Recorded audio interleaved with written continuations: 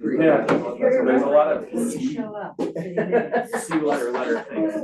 Forewarned is, foreknowledge. Foreknowledge is forewarned. I guess I just never had read one of the public.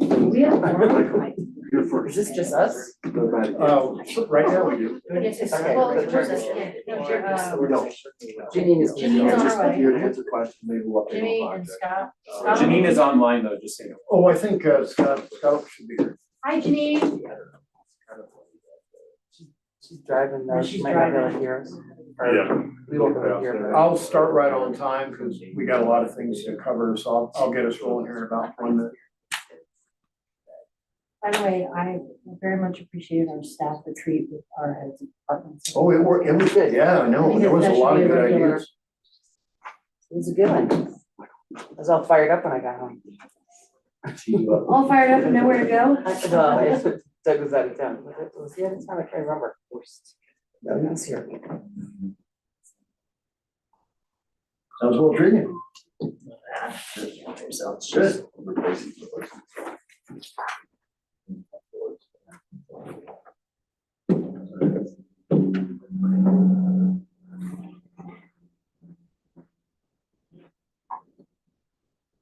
Carl, you're set. Oh, yeah. Hey, it is 5:30 and I'd like to kick off and welcome everybody to the May 13th Idaho Springs City Council work session. 7 items, which is the most I personally have ever had on a list. So I will try to keep us rolling. Should we go over the saving graces? I don't think the regular meeting is too terribly long. But we'll endeavor to make it on time here. We're going to kick it off with Matty Dam improvements. And Jonathan, are you? I'll start it out. We've got JVA here, our city engineer, Michael Petalinich, and Ed Sigward, our water resources superintendent. And we did go out to bid for the Matty Dam project. And we are here to just tell you a little bit about that bidding process and what the outcome was and what our recommendation is. So I'm going to turn it over to Michael and just fill us in, just give us kind of a skinny on that. Sure, and I'll try and keep it brief, realizing we've got a full agenda. So we had a very impressive, almost overwhelming attendance from contractors at the pre-bid. We had over 13 general contractors. We ended up getting four bids from general contractors, and we reviewed all of the bids for responsiveness and wrote a letter for recommendation to the apparent low responsive bidder, which is Diesler Construction. The cost of their bid, I believe it's in the packet, was just over 694. Yeah, 694,000. And that was right in line with what the engineer's estimate was anticipating for the project as well. And I think the Diesler had a very good proposal, very good project references included as well, very relevant with relevant dam work. And I think we're encouraged and excited to get this project underway so that we can get more reliable intake into the water treatment plant for one, and also improve the maintenance issues that the plant's been dealing with on the intake screen itself with some improvements to the intake structure. I guess a really high level, that's the summary of the process. Well, I have heard from other metro area mayors that the number of bids coming in has fortunately gone up, because there for a while it was like pulling teeth to get like even 2 bids. You felt lucky sometimes, So now it appears that some of these contractor shortages that we've all had to deal with is getting at least a little bit better, that the number of bids are coming in like you've alluded to. And then the second thing, because we have been so sick of things going way beyond what we thought something should cost, actually now is more in line with what we were expecting. So two points of good news. Yeah, we actually got 2 contractors who declined to bid because there was such an overwhelming presence at the pre-bid, who we have a good relationship with, have had there only been two or three, I think we could have counted on them to tender a bid, but they felt like the city was in very good shape without them throwing their hat in the ring, so to speak. Yeah, absolutely. Ed, did you have anything you wanted to add? Well, a little bit of background. Thank you. Did you see that look on my Yeah. face? Yeah, well, I kind of expected it because you weren't here for the beginning and I No. put it all in a whole neat little bow here.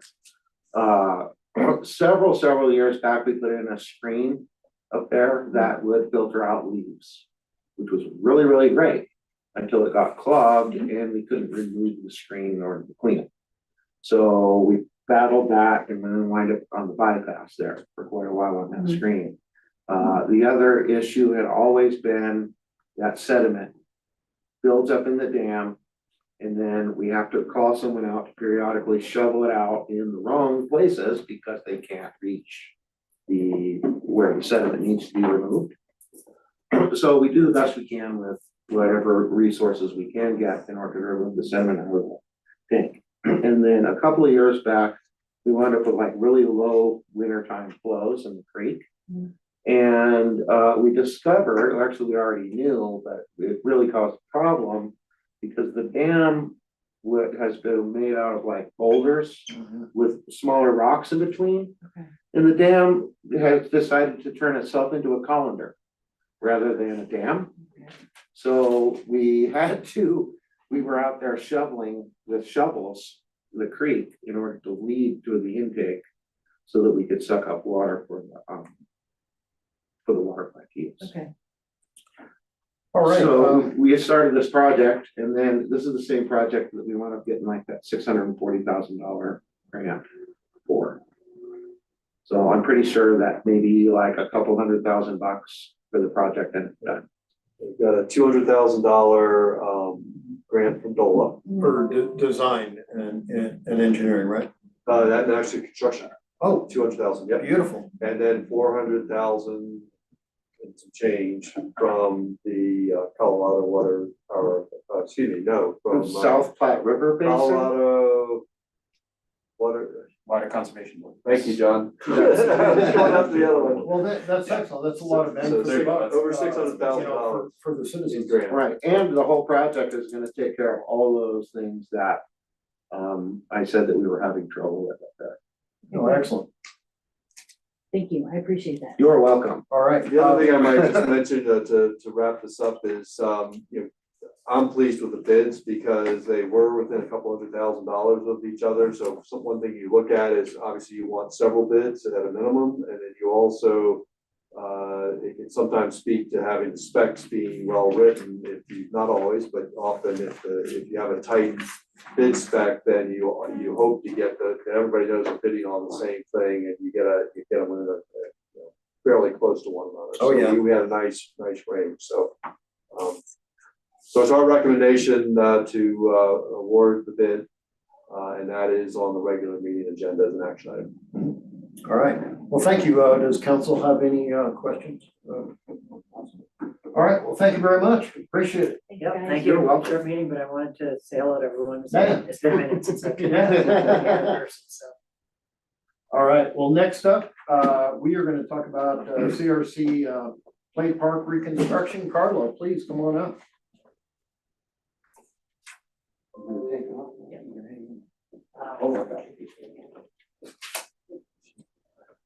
Good evening. If you want to, Yes, I'm just gonna, I have the link, so I was just working on. yeah, sorry. No, I didn't make a plan. Plan to fail. This is for you. No, I'm at the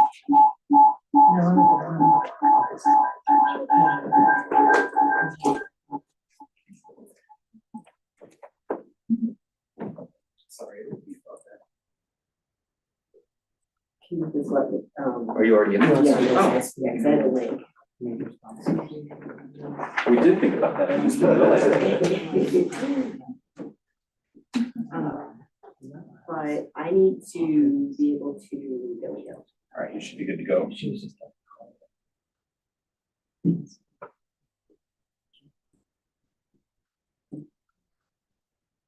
So I've got,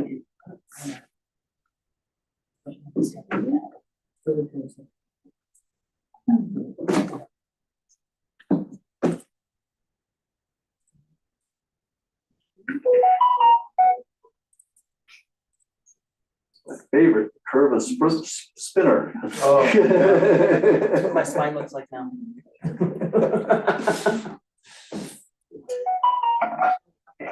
so, so the main thing here is that we want to talk about, do we go after the grant for it, or do we try to stay within the more value option, essentially? So, in looking at the park, play is instinctively human.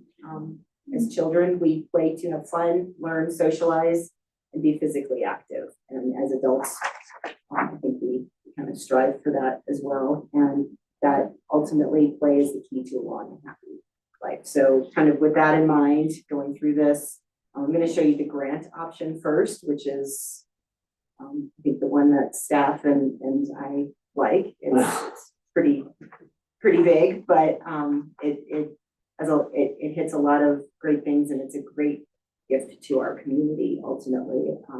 Either way, you know that we're going to be able to do some great things over there. So you see in this image here, there's some of these smaller changes in the ground plane. So we'd add a little bit of those mounds. The one over at Carlson, there is one mound, because we wanted to keep a lot of that.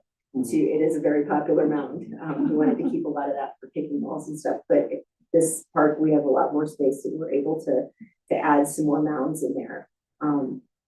So just to give you that vision in your head, this is what we're talking about. What we had talked about on previous work sessions is to expand, to actually look at expanding that the park as it is today, to the sidewalk here. So there'd still be this green buffer against the cars here, and then we would come in with some fencing or some buffer seating and bushes and that kind of stuff to keep the kids contained essentially, and then a fence along the backside.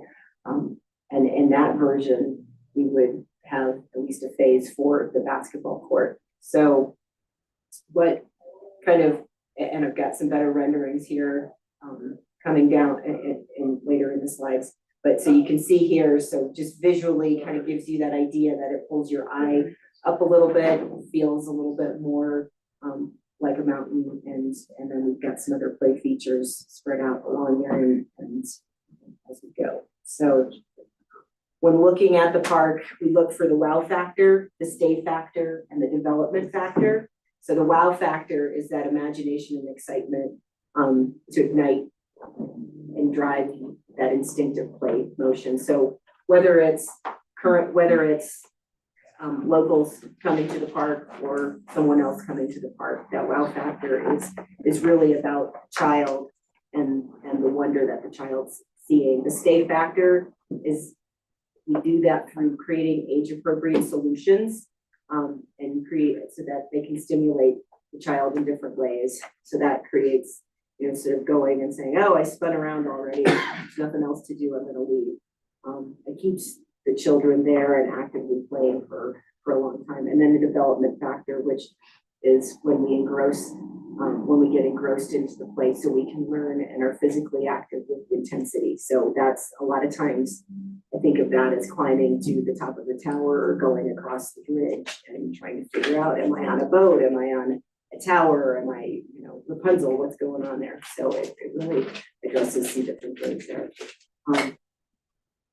As we look at this grant option, one of the things staff and I have spoken about is, do we want to include, how far do we want to go into that accessible or that inclusion piece? So with a little bit more funds, we can go after pieces that are inclusive for ADA and wheelchair bound.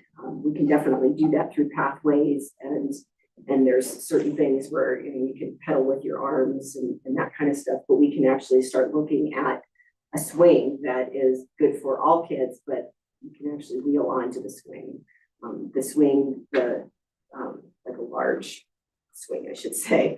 The other option is the smaller swings where you're not in a wheelchair, but it's a much larger molded piece that I know there's one in Evergreen that you can see from the road. So there's a number of different pieces. Same with spinners.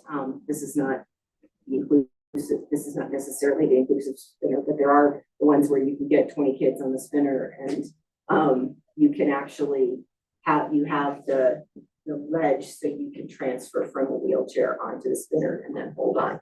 So there's different ways we can do that, and but they all do cost a little bit more money there. So remind me, did we present the design concept yet? Not yet. We have not, okay. So staff and Space Inc. have been speaking of, the design concept, and from the community meetings, there was a lot of talk about water and water play and how the kids in our community, how water is so important, but the kids in our community can't be in the water. They can't touch the water. They can't, what does that water really mean to them? Because it's moving fast and they're told not to get near it. And so after going through a number of different ideas, we started talking about the water cycle and how this could be a really great learning experience as well as play experience.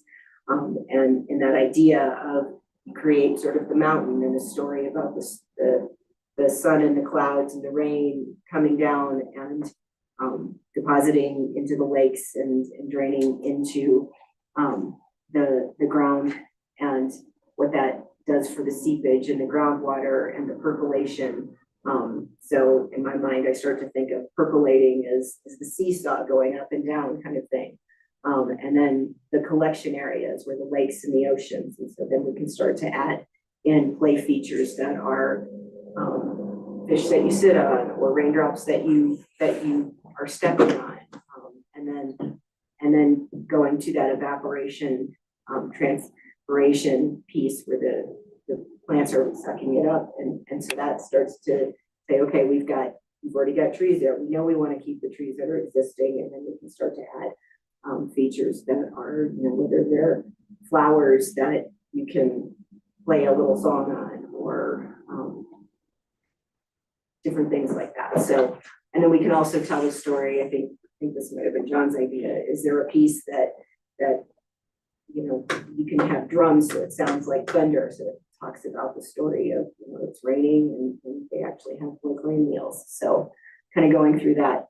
From the site plan piece, we start looking at zones of play, circulation around, so the pathways, and then age groups. So a lot of times you'll want the 2 to 5 in one area and the 5 to 12 in another area. But you do that so that it's not so confining to those kids, so that the 2s can meander over, but that they're going to stay where their imaginative play and their smaller items are. From a zone and kind of connecting back to the concept, what we're proposing is that we have a mountain area, so that's our large play area element. There's been talk about, do we want to talk about a splash pad? I think staff seems supportive of the idea that of a splash pad, and there's ways of making that work, but of course it does cost more money. So and then the plant area, the ground area where you get the seepage, and you can do a tunnel, and you can do different things there with the seesaw percolating, and then the river moving into the water, whether it's ocean or lake type water areas. And then in this particular case, I have the basketball court there. So kind of looking at what those elements look like in play. The basketball court, so this is, the river is actually, the Quick Creek is on the north side of the plan here, north side of the park. So we've got the basketball court turned east, so the balls are coming this way, and there's ways we need to think that through. Swings are actually off of the main path, so that they're a little more barricaded towards the back of the plan there. And then what we're proposing is that we do a small berm in front of those to help keep the kids contained from the swings.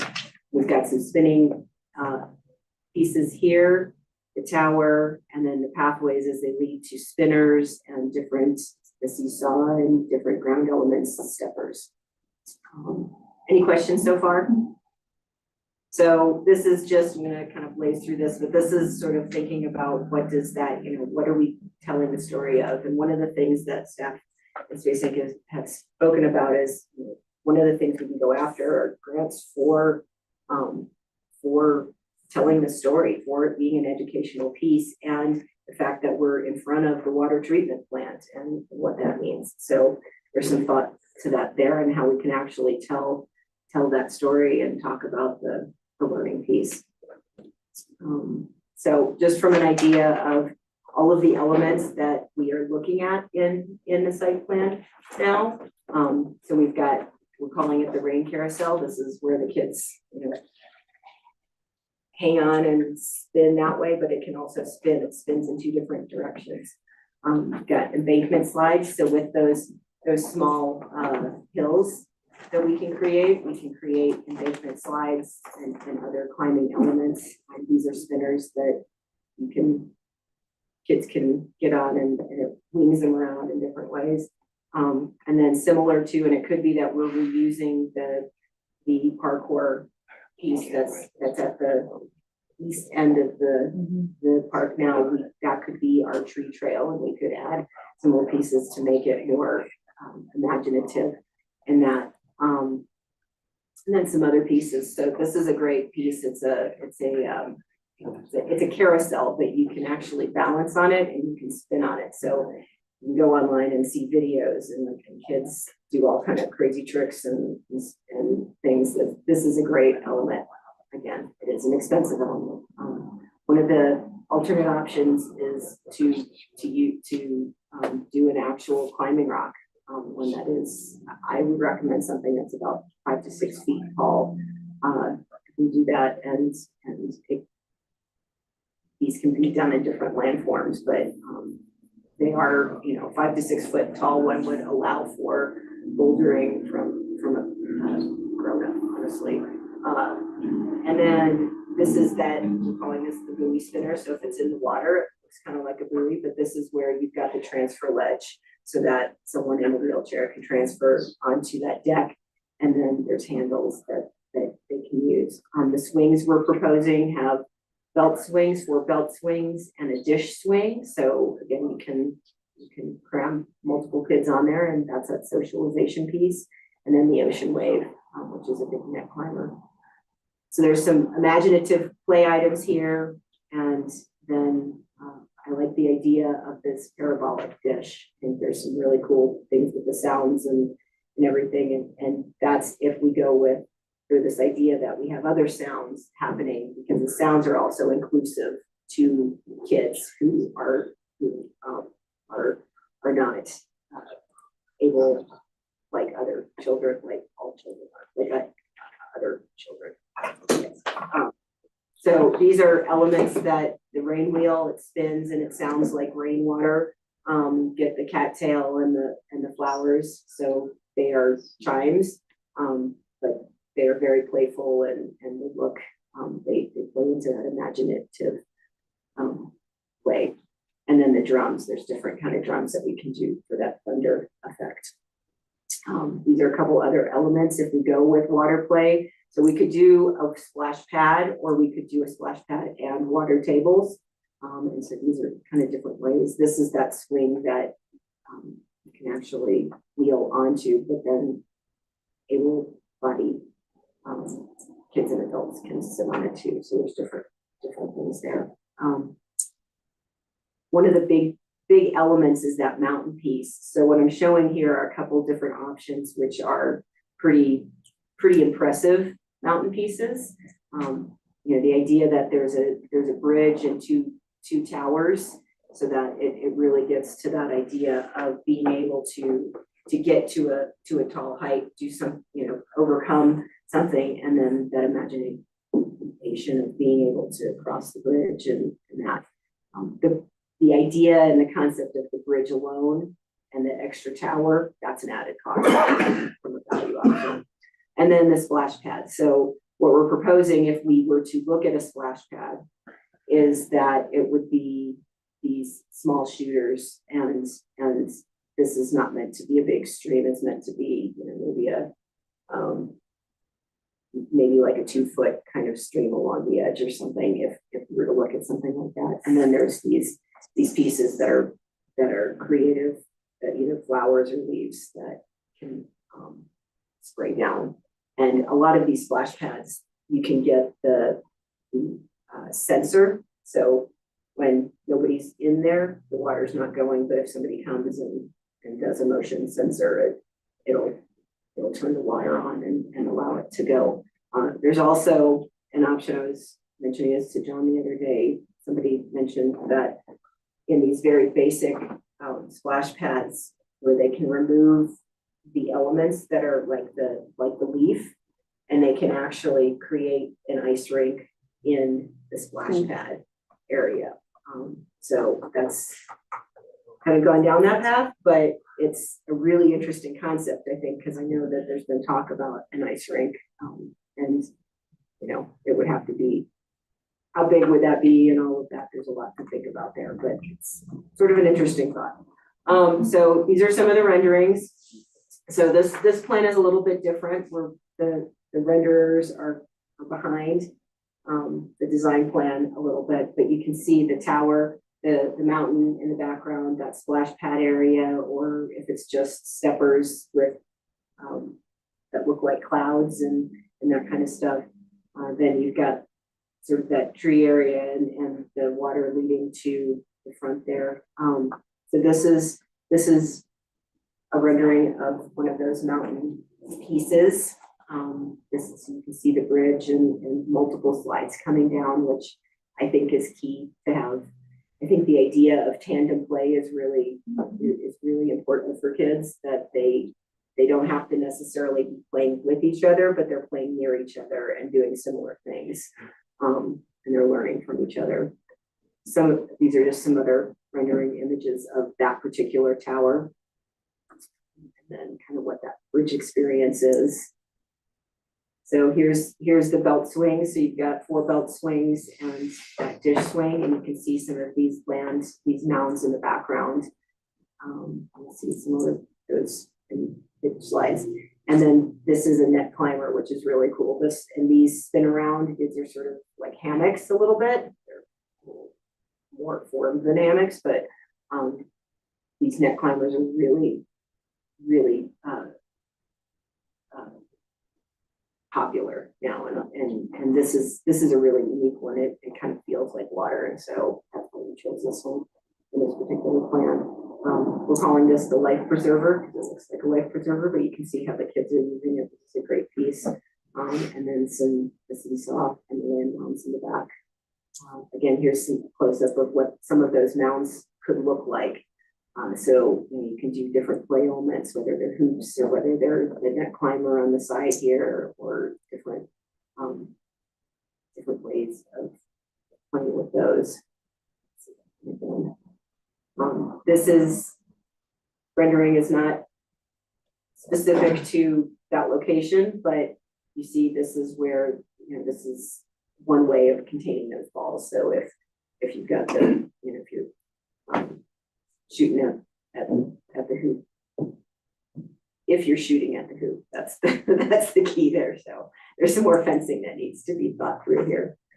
So with the phase, so at that and then what I'm showing is sort of phase 2. So what we had said is that when we expanded the park, that the basketball court and some of these other items could potentially come later. So what I'm proposing is that the rock is one of those items.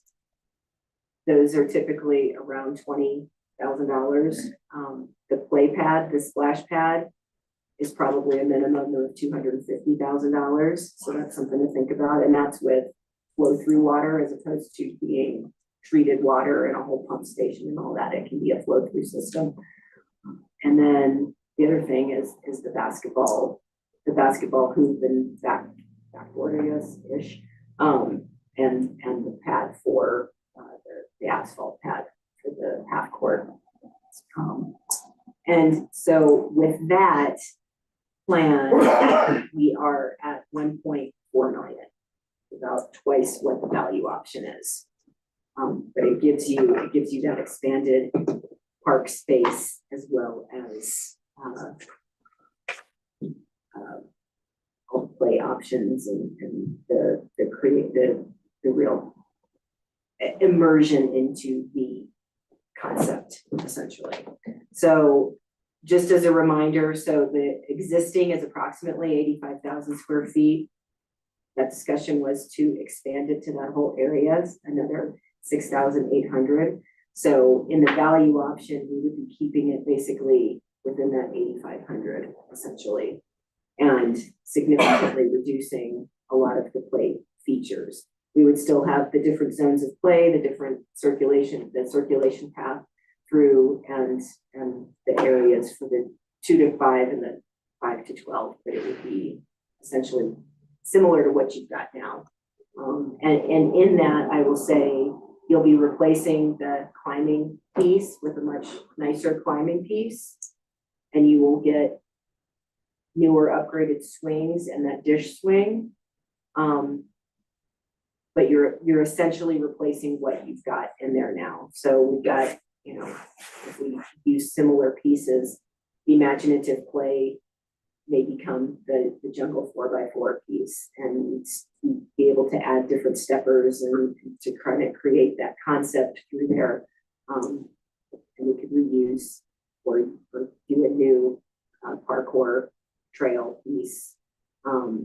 And then you could do a tower, but it wouldn't necessarily have the bridge and the connecting tower piece. So that's essentially what you're getting in the value option. And the value option is coming in likely between 600,000 and 700,000. So I think the question there, and then I'll turn it over to staff, is do we want to go after the grants? Do we want to go that direction, or how do we want to proceed? Well, if I may, I'm just very much leaning towards the grant option and trying to go big. And I bring this up because we really have some very successful grant writers. I mean, many millions of dollars worth of grants to their credit. And even if we're up at $1.4 million, I'd rather try and go big for the kids if we can. Should we fail, I mean, we can always go with a more value option, but I have to believe we'll be successful. What grants are we going after? What grants would these be? Well, Jonathan probably has a couple in mind. There's several options. The most obvious one that everybody would think of first is GoCo. There's a playground grant that we could get that would cover this cost, and we are going to be in a GoCo cycle pretty soon that will be eligible. And this is probably a project that they would like, especially because we've really put emphasis on inclusive play, which is something that we need to support in Idaho Springs. So I think that that's probably our #1 funding partner. LWCF is from Colorado Parks and Wildlife. They're another source. It's very similar to what we did at the skate park. They can fund at this level too, and we might be able to do a partnership between the two. Other funding partners that we might consider are the Gates Foundation. They would probably support a grant like this. We can also talk to Henderson. They've been looking to do a legacy project in Idaho Springs. This could be that project potentially. And then I think there's a couple other sources. The EPA has some funding that might be available for something like this if we can tell the story correctly, and we can maybe tie into the wastewater treatment plant operations that happen just across the river and maybe put that into the story, or something about cleaning water. That could be an option. And I think that there's some other private funders that we could talk to about this as well. So I think that ultimately we've probably got at least 4 to 5 good leads on funding that would support And sizable funding. Likely. I like the idea of water because water is huge here. I love the idea. I love the idea of the splash pad. Like my kids growing up, we would go to places just for splash pads, and we don't have a ton in Idaho Springs for our kiddos. So like if we could really make a big playground, I would like that because I think that's important for our kids. One of the reasons my kid liked going to Georgetown was that they love that playground up there. Yeah. because it's a really impressive playground. Mhm. I would like something like that here too. We could try to go after these grants too, and then value engineer if and when we find that there's not a source available, would be the other option. Sorry, Carla, I didn't mean to stop you. Oh, no, I'm done. I was trying to, I knew you had a lot going on, so I wanted to. Well, because it's a really big, price swing. I mean, anywhere from as low as 600, maybe 1,000,004, right? So, Yeah. I don't know, just personally, I'd like to see us try to go big for the kids, just because we've had really good luck, with recreational type grants. GoCo was a prime example of one that we plugged in for the Virginia Canyon Mountain Bike Park. And, that's gone really well. Like Jonathan said, there's another cycle coming up, so. I don't know, cross my fingers, I think we might, be able to go big on this, so. What's the timeline on this? Grants or no grants? Well, Jonathan, do you know when the application period is? Yeah, it'll probably be, we're probably talking about August, which is plenty of time for writing at this point.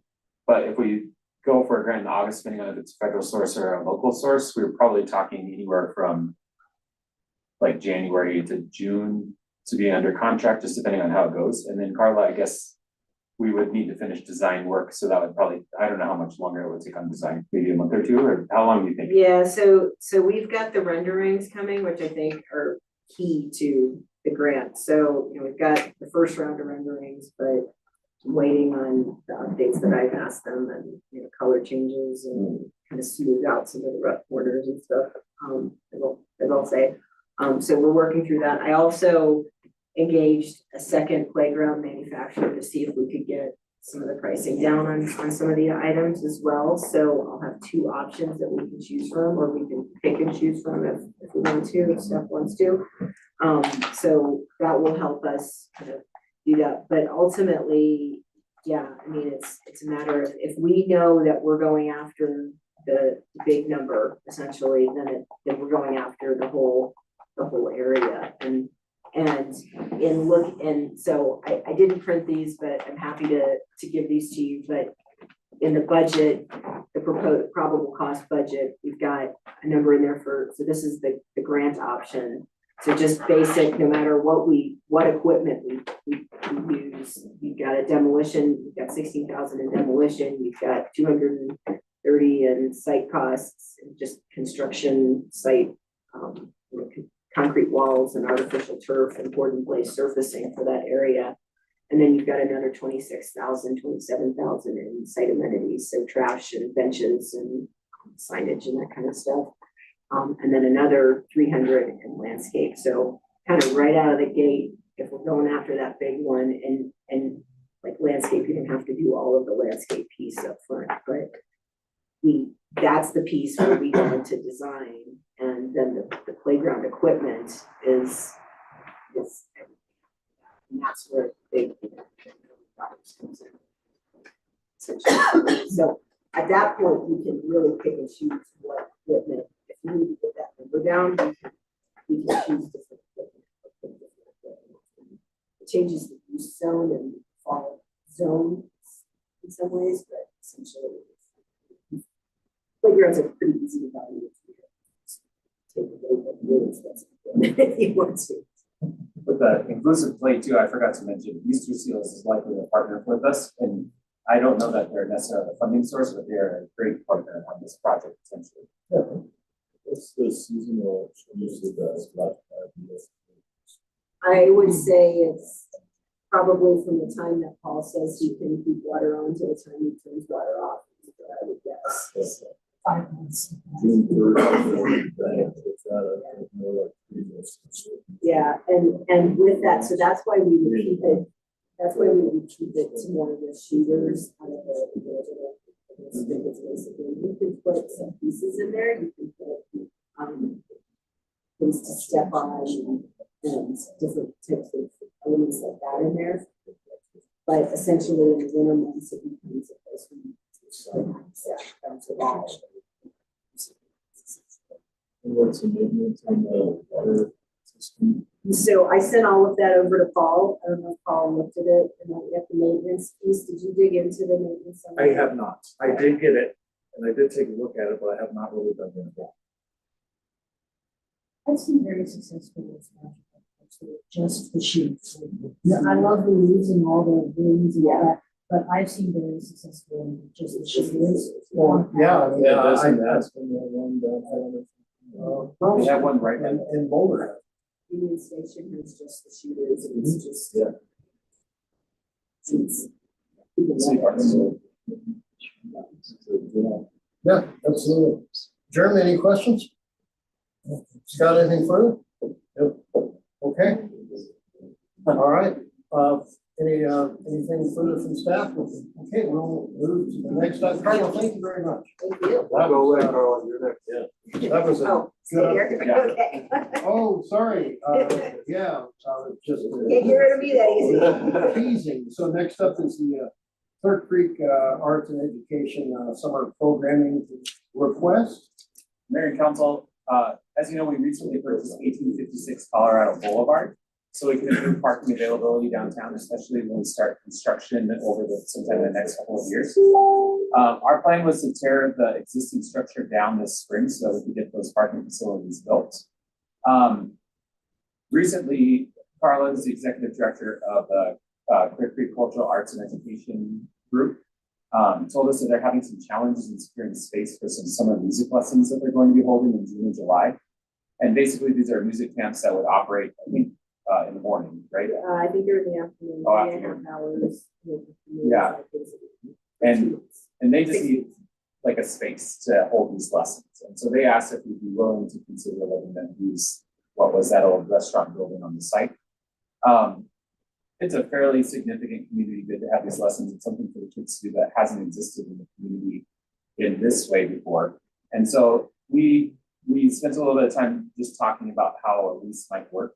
Council has the ability to approve a lease by resolution if it's less than 1 year. And so I just included some proposed terms of a lease in this staff report. Just a lease for 2 months, June and July is all they really need. I had a request for direction here about whether or not we should charge rent and a recommendation that if we do charge rent, we only charge enough to cover our direct costs associated with the lease. This is very similar to what we do with other facilities.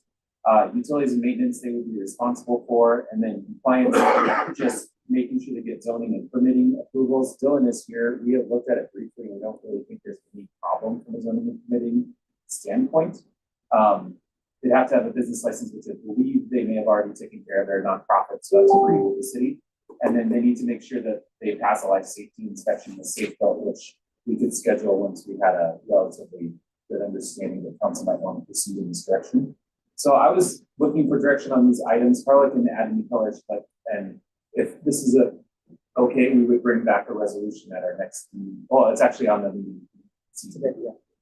The only thing I would add to that is what about insurance, John?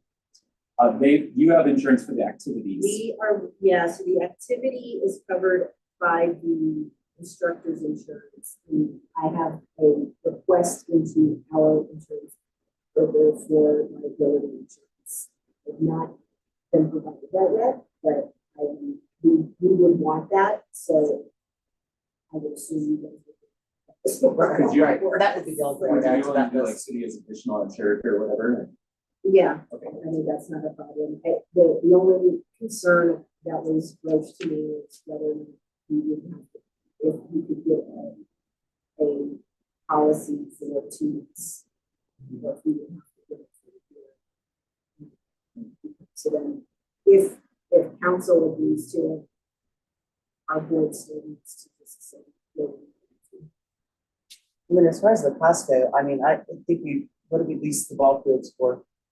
I think $1. Yeah. I think we stay in the frame and that's sort of like, Kate, I was Well, kind cost- of leaning that way too. I think most citizens aren't into making money on the kids. no, I think it'd be better. But I think, something fair would probably be just whatever the approximate administrative cost is. Maybe electric, if there's anything. Well, No, they're doing all that, yeah, whatever. And really, I don't see a need to collect a deposit, for example, because we we had every intention of tearing the building down anyway. Right, they paid the loss. We did have like an hour of filling time and an hour of limited time. Yeah, Are they going to, they need a hard. I was trying to talk to them for, You mean like this? Everybody already had that disconnected. Sure, absolutely, so, are you Internet and trying telephones already had this. We might be able to work out something with them, if we have hotspots in the library that maybe we Is it can. the use? I just didn't know if it was a requirement under their Yeah, insurance. if you go to Maybe, CCC, Yeah. For like 911 emergency calls, of that nature. Also. They're gonna be still connected, they're all gonna have cell phones. Just. My question was, do they require a hard line? Is that something that's required by insurance or some sort of code or regulation? but I don't know that. But we'll do it, we'll have to do this like safety review, so It would come up. We were not intending to do a full code review. We do it life safety inspections typical when the new business starts. yeah, was it $75? Yeah, and it's just looking at things that would affect, that would be dangerous. Yeah, like don't go out the back door because there's no longer a deck back there. we'll have that. We'll have to figure that out. You're gonna want to secure I think those doors pretty John, well. do you know how big that space is? I'm guessing it's like 800 square feet. It's much larger than that. Is it? Yeah. Is it? It's been a long time since I've been in it. I would also be for a dollar or just basically. Yeah, Because we talked about this, that a lot of those classes are already full. Yeah, so to your point, so arts and education is, while we're still negotiating for a lease at building 103, we are pushing forward with programs. And what that means is bolstering existing music educators, dance educators, painters, anyone who's really an educator in the arts and cultural. We've also talked to the historic societies on the second floor and helping figure out how we start to do the sort of really probably dialects. They're not really dialects. But sort of scene shop and that kind of stuff, right? And so in this particular case, Lily is she's a professional vocalist. She was on the finalist on American Idol, and she lives here in town. She grew up here, and so she also is a professional music teacher. So she does a lot of classes, and she was very willing to do music camps. And so she came up with this great programming for multiple different types of music camps. One of them is a ukulele camp, which education is sponsoring with instruments for that camp for the younger kids. One of them is a Swiftie camp, so they're learning how to sing Taylor Swift songs, and that was within a week it was full. So she was thinking about adding a second session of that. And so there's different sessions. And then she's also got, sounds like we've got a place in Georgetown, so she may add a couple sessions in Georgetown as well. So what we'd love to do if we get this space, we would love to activate it in the mornings as well, if that's amenable, and then during the evenings as well, if we have other artists that are willing to do educational pieces for those 2 months. Really focus on how we activate the arts in our community for the summer, essentially. So Janine, we're talking about this building right over here that we acquired for. Oh, okay, okay, excellent. I wasn't sure if you missed some. No, I think I got transitioning everything, in, so but, thank you. I just want to make sure the council will be okay where it isn't a monthly lease amount, it's just whatever the approximate cost to the city is to make this happen, that whatever it is, we figure in a couple few hours of administrative time. There's a $75 life safety inspection from Safe Build. So I just want to go around and make sure everybody's all right with that. Lisa, you're good? Okay. Okay. Yeah, I have one. Oh, yeah, Too, sure. about the development of that land for the parking, that's gonna take some time anyways. isn't it? Oh, yeah, There's gonna be some planning on that, so. Not really, it's, parking lots aren't hard built. and I think, where we were gonna run into a crisis, and really the reason for that purchase is when we go to tear up a lot back there, and all of a sudden we lose like 160 with the construction envelope, you know, losing maybe 160 surface spaces. Oh, So no, we have We time. lose a little revenue if we don't turn that into parking right away, but I think this is a really worthwhile program. I love it. All right, well, very good, Carla, thank you. Thank you. And, hey, Tim and Chris, welcome. All right. We're gonna talk about City Hall exterior rehab.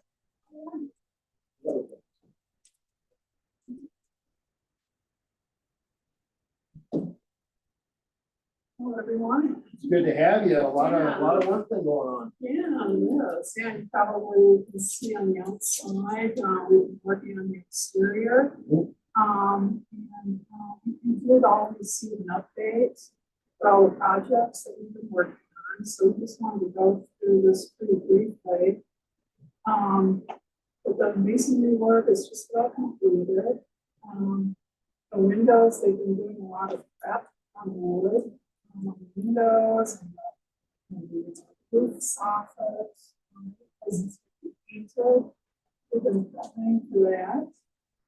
They're gonna be pulling windows really soon.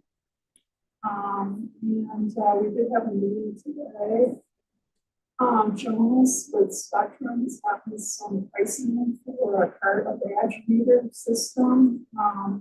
And we just learned about that today, the pricing, so I know Andy's planning on sharing that information with staff.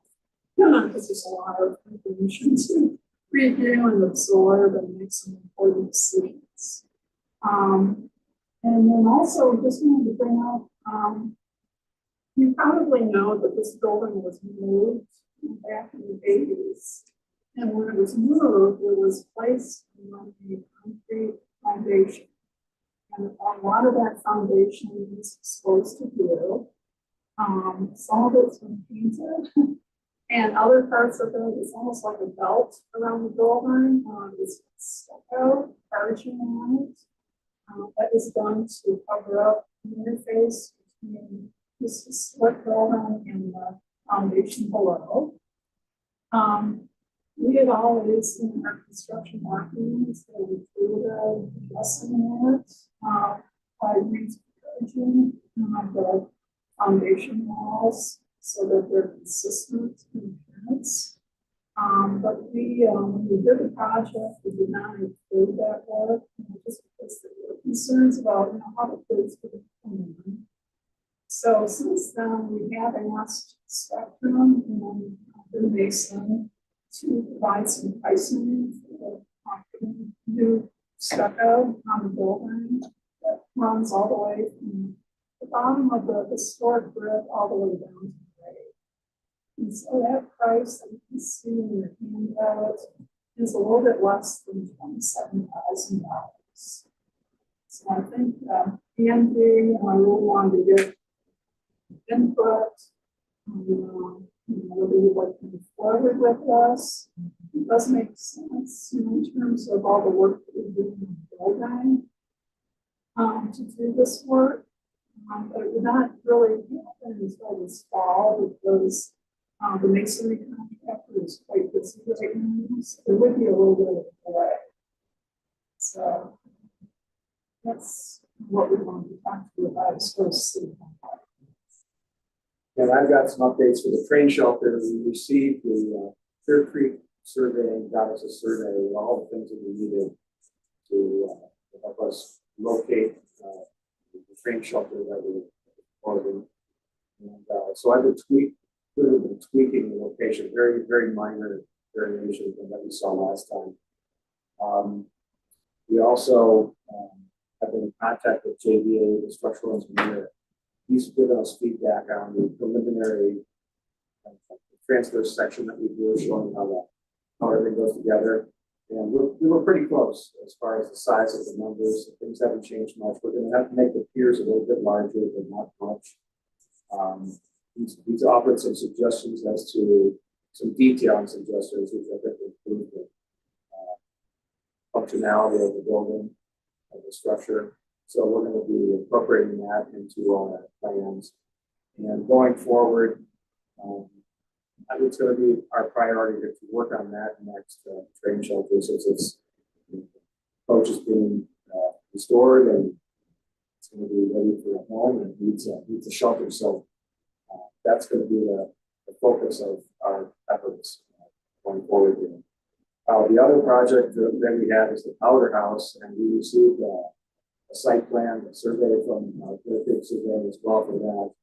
And we're kind of putting that on hold right now, we're focusing on train shelter, but we'll be getting out to that in the near future. In the next couple of months, we'll be looking at that. Well, I appreciate that update, and I know council does as well. Right now, you need direction on that stuff. If we move forward, a little less than 27,000, I guess we'll start with Janine. What is your feeling? I guess I'm still feel like I know enough. Is it like structurally like an issue, or like it's just a design? It's aesthetic. It's aesthetic. Yes. If you go outside, you can see, where it's a very uneven coating, and it's at the bottom where it meets the concrete that's been painted. It's very rough and uneven, and it's just looks unfinished. Jeremy, your thoughts? This is a good sense, I don't know what they're doing in that front cover. Scott? I'm guessing it's the building, but again, I'm not familiar with that. Okay, Kate? What is the project coming in under budget? The majority of this cost will be coming out of contingency. About 19,000. So 20,000 is coming out of contingency, and the remaining 6,000, I think. Or Yeah. And actually, this product too, that we just got the others. Right. So, I think most of it would come out of contingency. Is there anything else we anticipate needing contingency for? I don't think so. Maybe like we're coming to the ends, where we can simply say, okay, this is where we are, like what we can spend. Yes. It's there, we don't anticipate something more than that. Right.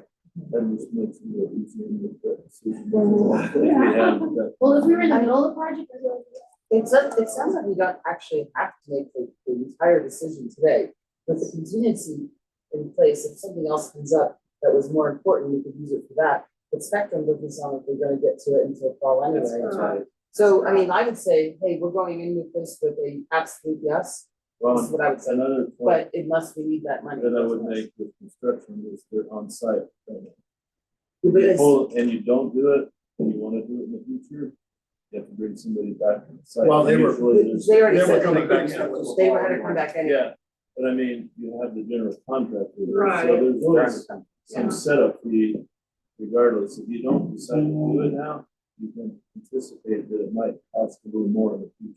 because it gets bumped down on construction list. Well, I would say that's what I was saying though, It's that we easier should to say handle yes, now than it is later. Plus construction costs are but they gonna can't go do it up. until later anyway.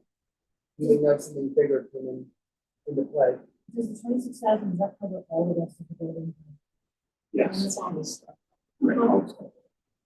Just given construction prices, if this takes care of all of the information, that doesn't seem.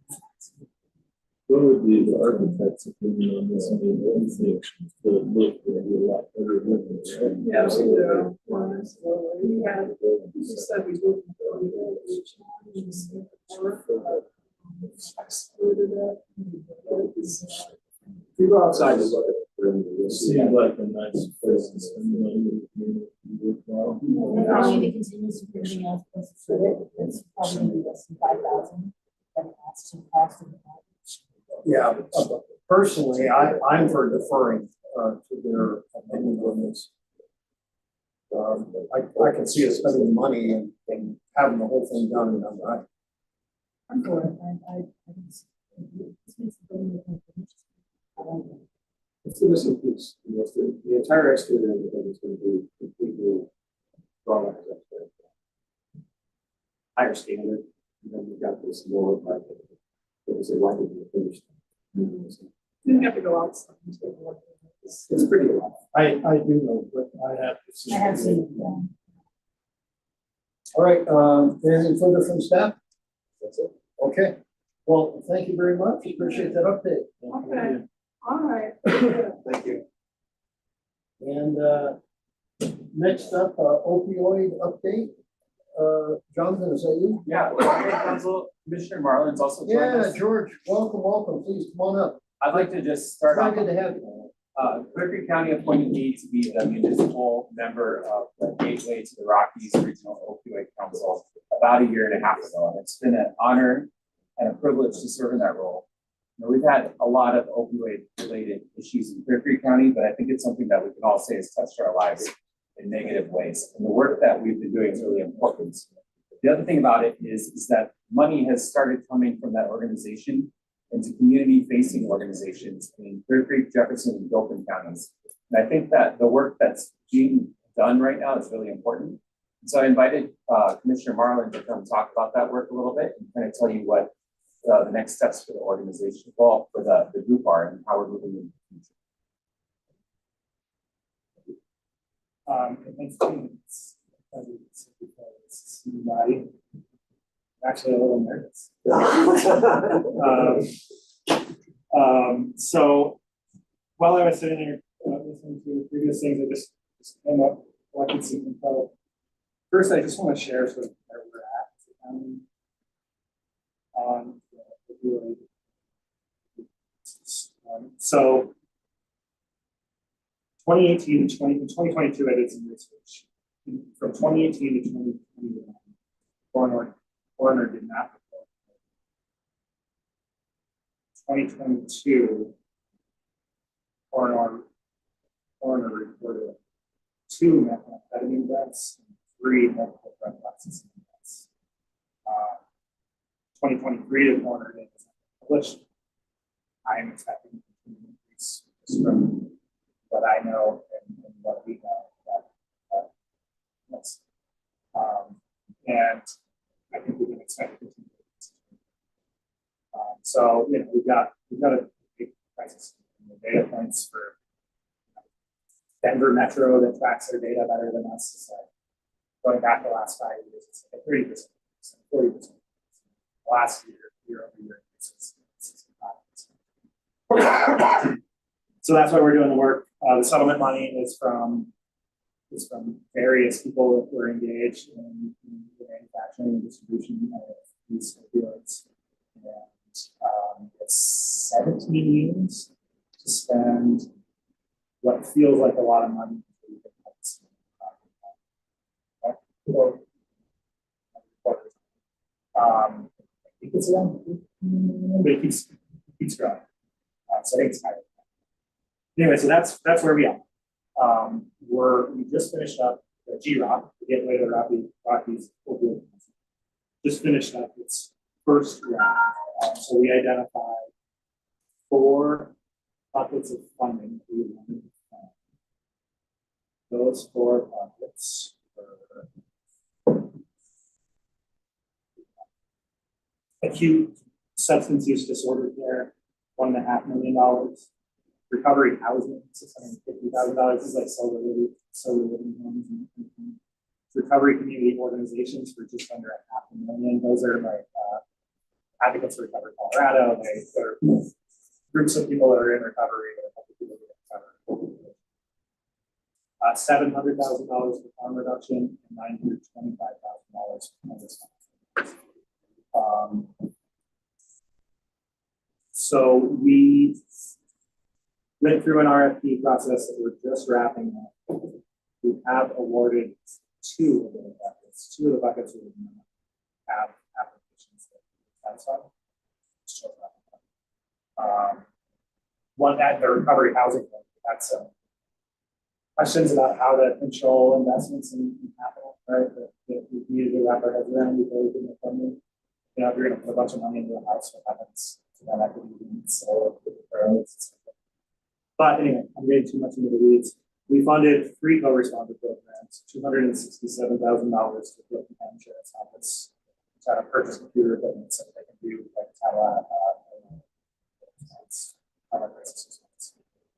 Jefferson Center for Health, $1,000 to expand their program, which I believe is our backup program.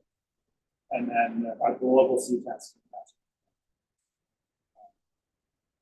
That local program not only for us, but one LC and Wilson. Thank you. Licensed clinical social worker being paired with paramedic. Currently, we have funding for just one of those. This will give us funding for the second. So, an operation center, not. The last one was $414,000 to advocates for Colorado. That application is really exciting because they have a very specific plan for what they're going to do.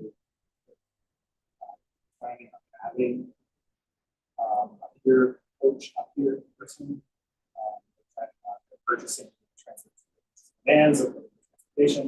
So like the extent to which the people that have involved in that is I'm very satisfied with it. And John's been that's sure that in every conversation we're talking about how these services, you know, how the people these services. So and I'm sorry, I'm starting to look into it. No, George, you know, this is important information, and I think I speak for everybody when I say this is really money well spent. I mean, I'm delighted to see it. Yeah. Like Jefferson County, Jefferson mental health helping us because we know we can't necessarily staff 24/7, but at least there are backups. So we do have somebody within like 90 minutes. I think so, yeah. That's What's the staffing? What's the staffing? If we're gonna have somebody up here of the offices.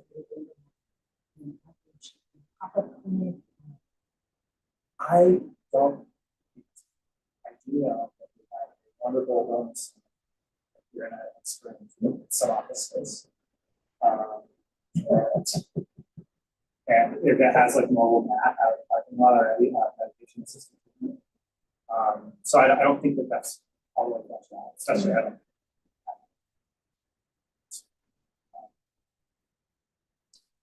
Commissioner Marlin, just 2 things to add. One is the city gets settlement dollars as an entity from this settlement. And we have chosen to put our dollars into G-Rock instead of handling them ourselves. Right. We have an opportunity right now to take those back, but I think that my recommendation is that we continue to just give those dollars to G-Rock because it'll have a greater regional impact and a bigger impact on Idaho Springs that way. The second thing I want to add, and Commissioner Marlin may want to speak more about this or not, it's fine either way. He's the co-chair of G-Rock, so he's put in a lot of effort and time into this as well. But there are some of the group is working specifically on improving our reporting capabilities about what happens when people are contacted through these various systems. Yeah, is that the right way to say that? Like, yeah. So that we, like you said, like we can improve what we know about the how it is affecting people and their open and Jefferson. Yeah, and that last one is hard to do that. We're part of a health statistics region department of other counties. And so like that, we don't have direct access to some stuff. So it's a risk for okay, so then we're moving into the next round of funding. It's going to be a similar process of us figuring out which priorities, a lot of these priorities will continue to fund, we're going to want to try our production, housing, a lot of talk about particularly the needs of youth. And there's another one that's really, this is a pet. It's not a pet, it's just the thing that I know is at our last regional conference, this statistic was really stuck with me is that 51% of people that died of COVID so in presence in the last more than half. So that means that if every Coloradan had an walks on their pocket tomorrow, we could probably do it like this. It's incredibly easy product to use. It's impossible to find someone with it. It should sound possible. But like it does not, it will not harm someone using it. One of us used it right now and it wouldn't change us at all.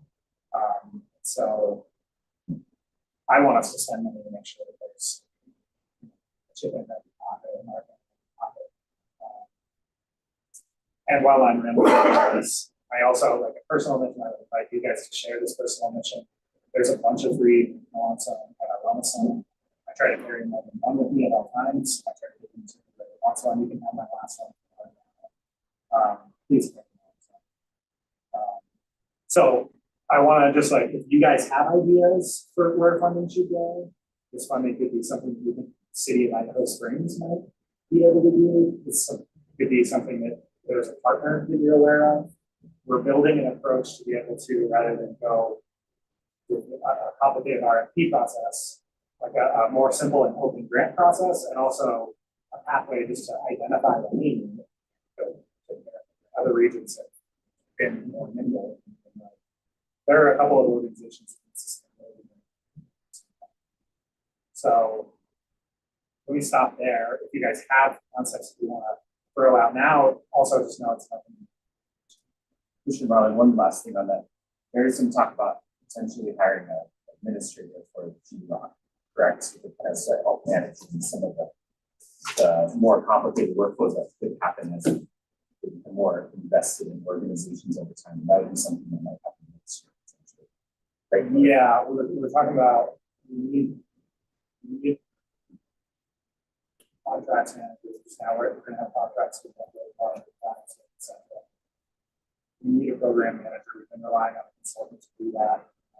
There are a lot of benefits to having that in-house. So the consultants go to shrink it better change. The work is just getting. So that's going on. Any of you guys have things on your mind that I should be mentioning, talking about priorities? One idea of I could personally do at home that it's easy to do. Do you think there'd be benefit? I know we have it at the library, but would it be beneficial for us to have a basket at the library? So maybe we can set that up for both locations. It's a good idea. It's the number one priority. Chaps. We have a lot of homeless population comes into the library, so it seems like it's simple. But, not that I'm saying anything about that. Yeah, but it makes sense to have that there. I mean, if you spend a fair amount of time driving around, the odds that you're gonna pull up to a gas station and have to do the 6 minutes are pretty darn good. But other ideas or thoughts that I should carry back? Jeremy, anything come to mind? Scott? So just know that if you have ideas, I don't know. If you want to attend those meetings, you don't have to be attended to do so. Your thoughts on this are welcome. On appointments, and this is the last thing I have on my list to talk to us about. We're set to reappoint in September. The intent is for that representative to rotate municipalities. We are allowed to just pick the best person. It seems like the best fit with this municipality. So I would encourage anybody at this table that wants to do it to ask them, make it done. And my intent is one of the people that is to really just test it. I think this is a lot less about representing a municipality. This is not. Yeah. Yeah, I'm really glad to see advocates because I went to the forum last year where just all these community members came and just talked about the struggle with the services here. So it's amazing. Like some of them use the words and they're going to use it. I think that's good. Just looking forward to the last one. So exciting. It's hard work.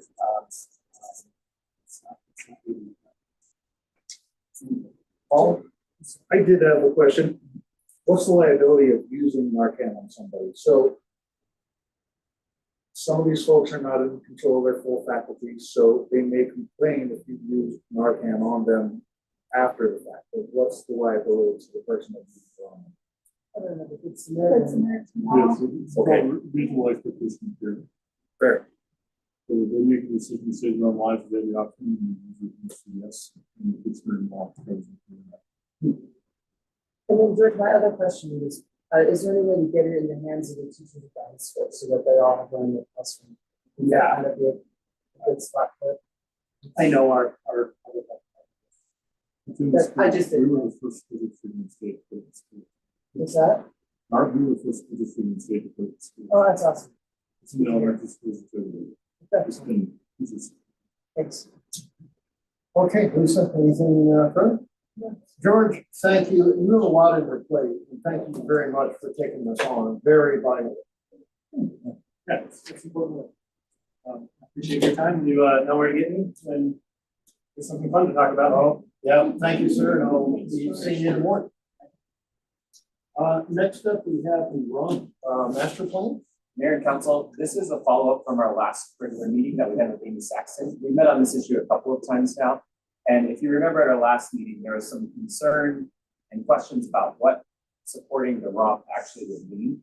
And so what I tried to do is put together a staff report that would kind of like hopefully answer some of the questions that I understood and kind of talk about why we might want to consider a resolution to support that plan. Basically, what we're trying to do is kind of endorse this idea of collaborative management of our recreational resources at kind of a regional level, and just recognize that people make recreational choices that don't just affect Idaho Springs, but they do affect Idaho Springs. And we want to maintain a kind of a seat at the table. If we decided to pass, there's kind of some like interesting things here, because first and foremost, this regional collaboration is going to happen no matter what. We have already been invited to this table, and as long as we're good actors, we'll continue to be invited to the table. I've participated in these meetings, and I think that that would continue. But there's no control. We're not giving up any local control to the county or any other entity about land use decisions in our city. That's a council decision.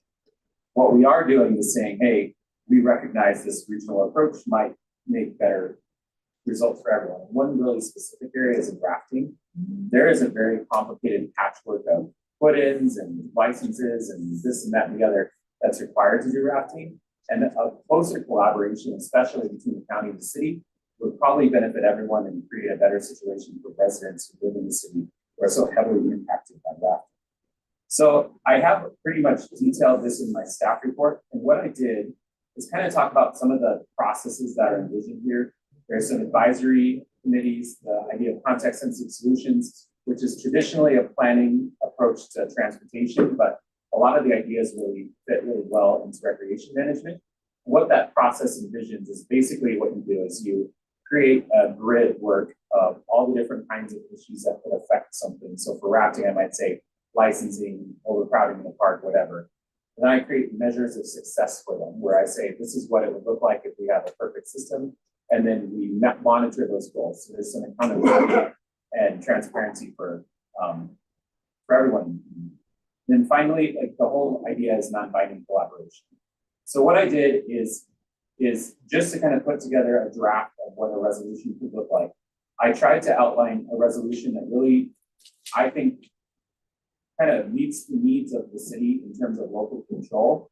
And that's kind of what the staff report is about, is can we put together, do we want to support this idea of like collective goals for outdoor management? And B, if we do we want to just, is the critical factor that we maintain our local control, or is it that we want, like, what exactly is our critical goal here? And again, I want to just kind of state, if we do not create a resolution in support of this document, and really the effect, it's not like a dramatic effect. It's not like we're saying that we're losing our seat at the table. It's just this would allow us to more closely align with the goals that are elaborated in that. in that document. Also, it does help, like moving forward with, Forest Service activity. Yeah. things like, you know, we're part of the bigger plan. Right, just like the collaborative effort on I-70 was a sample I gave in my staff report. Those efforts give us access to bigger, you know, poll when we're talking to federal agencies and things like that. I think the same is here. Both for funding requests and grant requests. Exactly. Let me ask, is there anyone that would be against, endorsing a ROM plan? I like the idea that we need to maintain local control because sometimes we work for us, we have to. Yeah. I think that's important. At this point, there is no financial, like not being asked to fund anything financially. I don't see a problem. No, and any decision like that would come to you. We would never bring that. That was how it would be made. It would be probably similar to what we discussed for the 4 Points project, where we have an MOU or an ITA or some kind of governing document for how those dollars are spent. Kate, are you all right? Yes. Okay, Janine? Yes. Jeremy? And Scott? Okay. Well, thank you. Does you need any further direction? No, as long as that's okay, I will put a ordinance in final draft form for consideration. It's on the Oh, ordinance oh, I'm Yes, sorry. it is. It is. For your consideration tonight. Anticipating. Yeah. Okay, then I will move to our last item, and that is the literacy event funding request. Lisa? So I will move, I'm not gonna move, but I will move out of my council and into my friends of the library. This is a formal request we are asking from the friends of the library based on the conversation we had a couple of weeks ago for a founding sponsorship of $5,000 for our 2024 year. I just got the website up and going this week and I went to go pull it up because it's brand new. The city's Wi-Fi is blocking it, so I can't show it to you. But it's very similar to what we've talked about before. I'm working on, I understand Carla's woes because I'm working on insurance for the events. It's just a 1 weekend event. That is not an easy thing, but we have enough time to find out. The event's gonna be on the grounds of the library. It's gonna be on the grounds of the library, United Center. Chuck and I had talked about maybe doing some of our history and nonfiction here in City Hall. So it's gonna require a special event permit as well as insurance for that. If it's an event on city property, we may be able to get insurance through our insurance company. Well, when I started looking at it, I thought I want to Yeah, talk to trouble. staff and see what I can do here because it's not just on library or city property, it's also the businesses, so. Say we can also run it through chamber insurance if it's on the marketplace. Okay, yeah, I just wasn't sure because I haven't been able to find an insurance that really fits what this event is. And I went and did some snooping on my event that I'm basing this off of, and I couldn't find what the sure was. So I figured I would hit you guys up and see like what suggestions and sounds like you do. I'm looking at my author list and we're working on, if you look at the letter, you know, this is where we're going with our sponsorship and what that does. You know, the biggest thing is that you're sponsoring the programs of the library.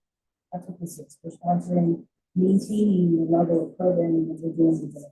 Because that's really what it is. Okay, so I'm gonna go around and I'm gonna ask, I can council step out. to weigh in. I think you're fine, Lisa, sitting where you are. But one thing that I wanna, request is, the funding situation. Last year when we were putting the budget together, we did not foresee this. And I'm just wondering, if funds are available anywhere to help with this.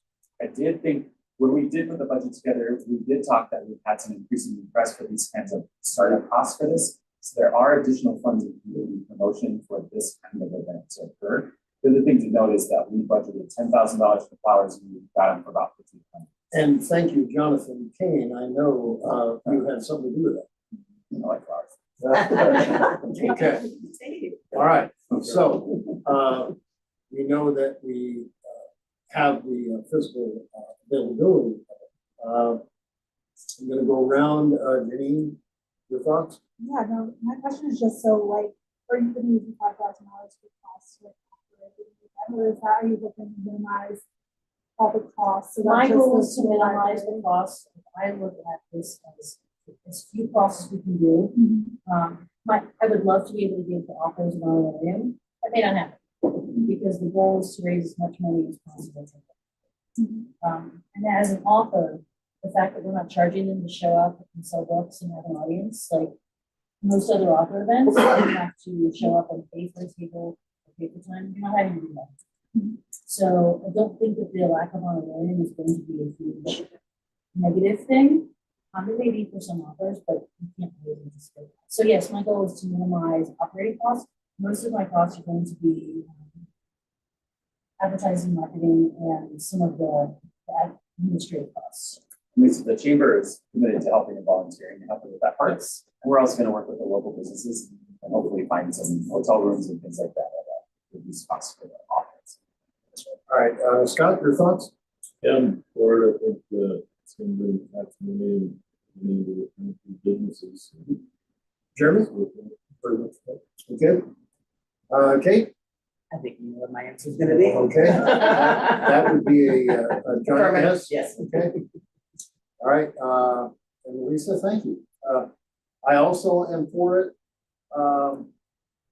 And I'm just saying that this will be an initial kickoff. Yes. Hopefully it's something that we build on and becomes bigger every year. That is, honestly, that is the goal. I want this to turn into a regular event. That is my goal. All right. Well, thank you, and I can't believe it, but we actually made it through all 7 items. I would ask everybody, we'll reconvene here at 7 for our regular meeting and see in about 5 minutes. And you want to unplug this one? That's right. You're off the table. Thanks. Thanks. I know it's on the auto focus. And it's like I already know. it's like smarter than the camera. It's like smarter than the camera. I see.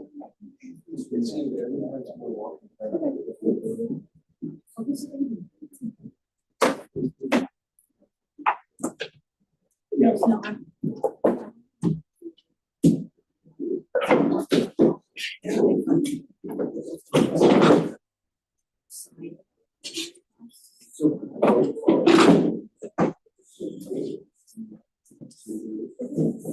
the email or the question here.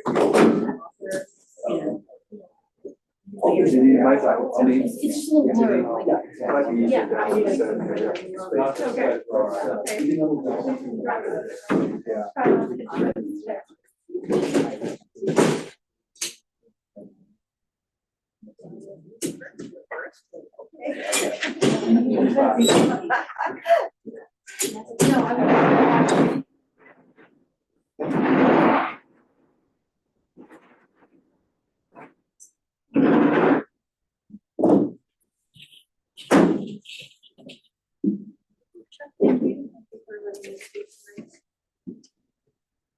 I'm super excited.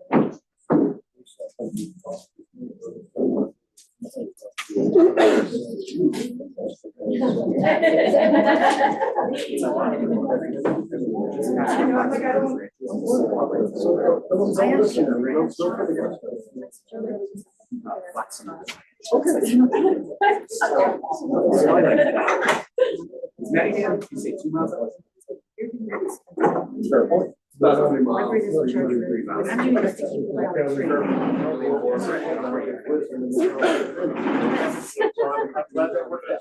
I am too.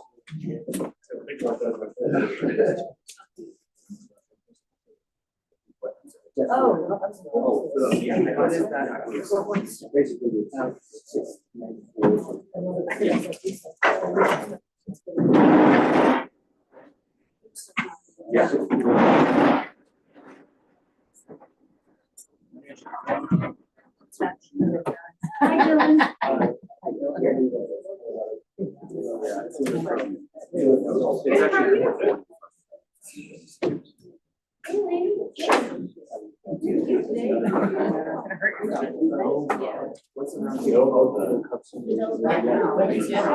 Mine's I'm gonna put that. I'm gonna go get one. That'll be the first step and then. Yes, you know, the guy that wants to do the surgery, surgery straight up. However, you know, I've heard other people have success with it, so that, my husband had his meniscus torn. He spent taking and telling us stuff. It's pretty amazing stuff. I actually have 5 tears in my shoulders. So 5 different biceps. I don't even know. So yes, I'll let you know. Some people get it done every year for no apparent reason. I know it was upgraded. Oh, yeah, no, it was upgraded. Of course, yeah. Do you have problems with your shoulders? No, you're just saying that you don't want it. What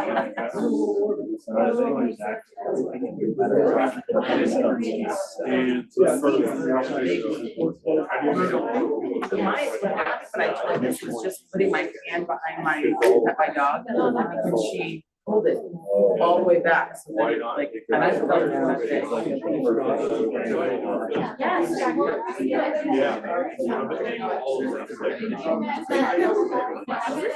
Jumps like for like Oh. Start the conversation. Yeah, my bones are good. Everything in between my bones. The bones are breaking.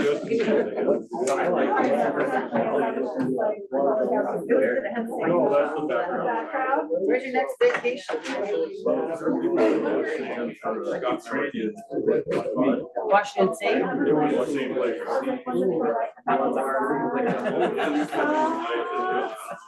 Busy.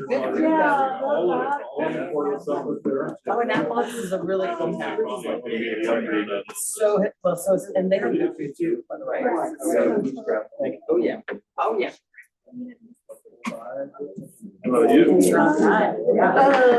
We're going out to do that. Yeah. Jonathan, no rush, let me know when you're ready. We just lost the meeting. We have to be 1 second. One night or river trips on that one. Nothing else right now. Yeah. The Colorado, just 2 days, 2 nights, 2 times. Oh, we'll be gone till Monday. Yeah, but we're gonna be there every weekend for the next weekend until it gets hot and then we got stuff. It's brutal. It shows Unless you look at their website, they have like a thing called Miners website. What Miners Wednesday on Facebook? Miners Wednesday. And yeah, it's very disappointing. I get that crappy chair from the floor, because I'm not sure what they're doing right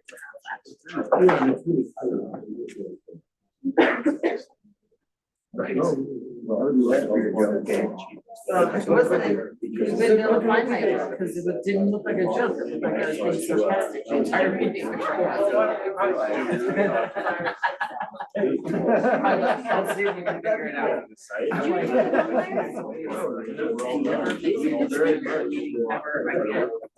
Yeah, we're having a technical difficulty, but I think yeah. But yeah, water on site. We never see the next one, came in for a library tour, because, you know, the books, the police station is in an old Carnegie library. It mentions that, you know, we talked about the police station, and nobody was telling me about how in 12, you know, they took all the paint off and everything. I don't know if the library did it or we did it. We finished the word and, you know, brought it back to. The library went for. It was a huge this color. Yeah, it was terrible. Downstairs is awful. It's gorgeous.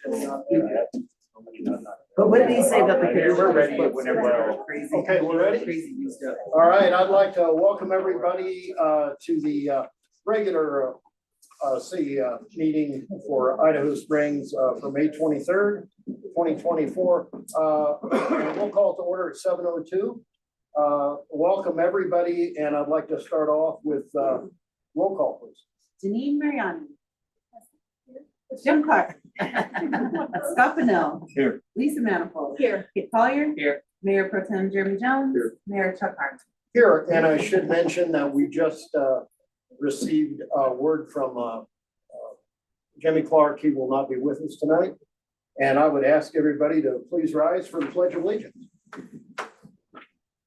I pledge allegiance to the flag of the United States of America and to the republic for which it stands, one nation, under God, indivisible, with liberty and justice for all.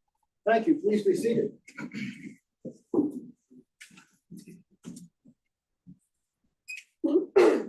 Does anyone, I have an agenda before us tonight for May 13th, and do I have a motion? I'll move to approve the agenda for the May 13th, 2024 meeting. Thank you, Lisa. Do I have a second? I'll second. Second from Janine. Any discussion of the agenda? Hearing none, all those in favor, please raise your right hand and signify by saying aye. Aye. Any opposed? Does anyone tonight feel to have a conflict of interest? Hearing none, I will move to approval of the minutes. Do I have a motion? I'll move to approve the minutes from April 29th, 2024. Thank you, Scott. Do I have a second? I'll second. Second from Kate. And any discussion of the minutes? Hearing none, all those in favor, please raise your right hand and signify by saying aye. Aye. Any opposed? We have bills before us through May 13th, and do I have a motion on the bills? I'll move to approve the bills to May 13th, 2024. Thank you, Kate. Do I have a second? Second from Jeremy. And any questions of the bills? Hearing none, roll call, please. Janine Mariani. Yes. Scott Pennell. Yes. Lisa Manifold. Yes. Kate Collier. Yes. Mayor Pro Tem Jeremy Jones. Yes. Mayor Chuck Harmon. Yes. So we had some public comment that was scheduled for tonight. And we will start off with Sean. Sean Madden is he in the audience? Is he online? No, sir. Carmen Is logging in just now, just so you know. I'm sorry, did you say he's logging in? Carmen. Oh, Carmen, I got you. Okay, thank you. All right, then I would invite Rhonda to come up next. And welcome, it's very good to have you tonight. And I know you're going to talk about a subject that's near and dear to all of our hearts. Really? Oh, no. Well, we were Yes, voted I'm one of friendly. the most dog-friendly cities in the state. I think you're right. You say, I'm kind of low tech here, so. Oh, please come on up. Yeah, okay, all right, I'm gonna hand these out to whoever needs them. And Rhonda, please understand, this is our opportunity to listen. So normally we don't have back and forth in public comment. I know. But we try to keep it to 3 minutes. You're welcome to start at your end. Okay, very good. Rhonda, can you do me a favor? Can you just state your name and address for the record, please? Sure, Rhonda, RHONDA, nickel, like 5 cents. And address, you want the 829 Colorado Boulevard? Thank you. Okay. Anyway, thank you all. I read online in the paper about you folks were negotiating with the developers of the football field. And I thought to myself, well, if you're negotiating with them, or I mean, it was for affordable housing. And I thought maybe if you are trying to incentivize them, maybe we could put a dog park in there. There appears to be many spaces that would work. Perhaps the developers were going to make a park anyway. Why can't it be a dog park? That was my thought.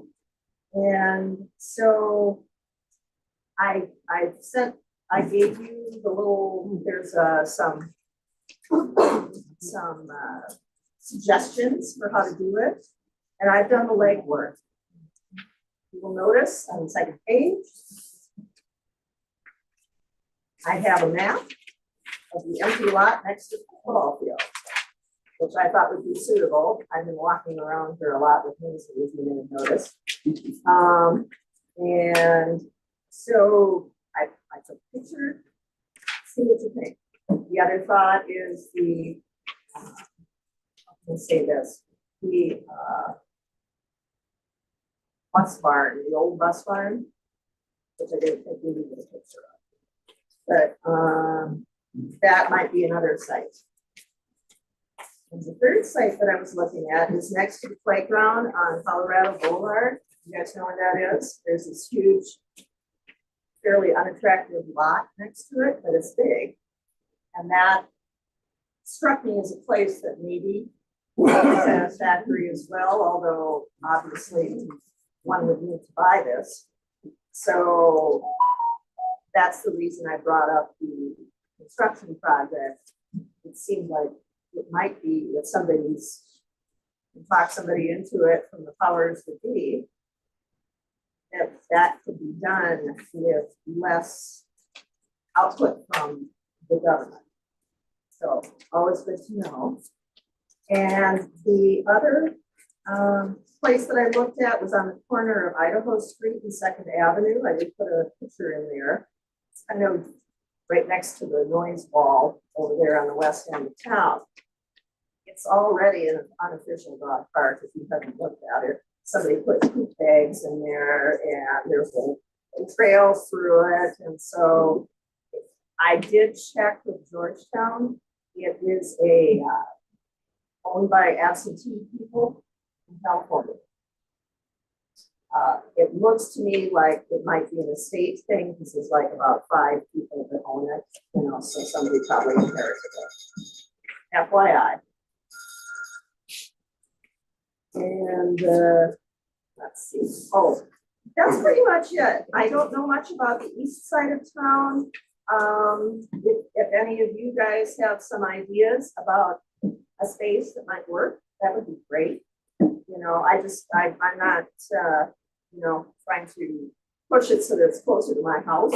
But that's all I really have on this. And I really wanted to see a dog park here that the seniors and maybe some people who are a little less able than the rest of us could use as well.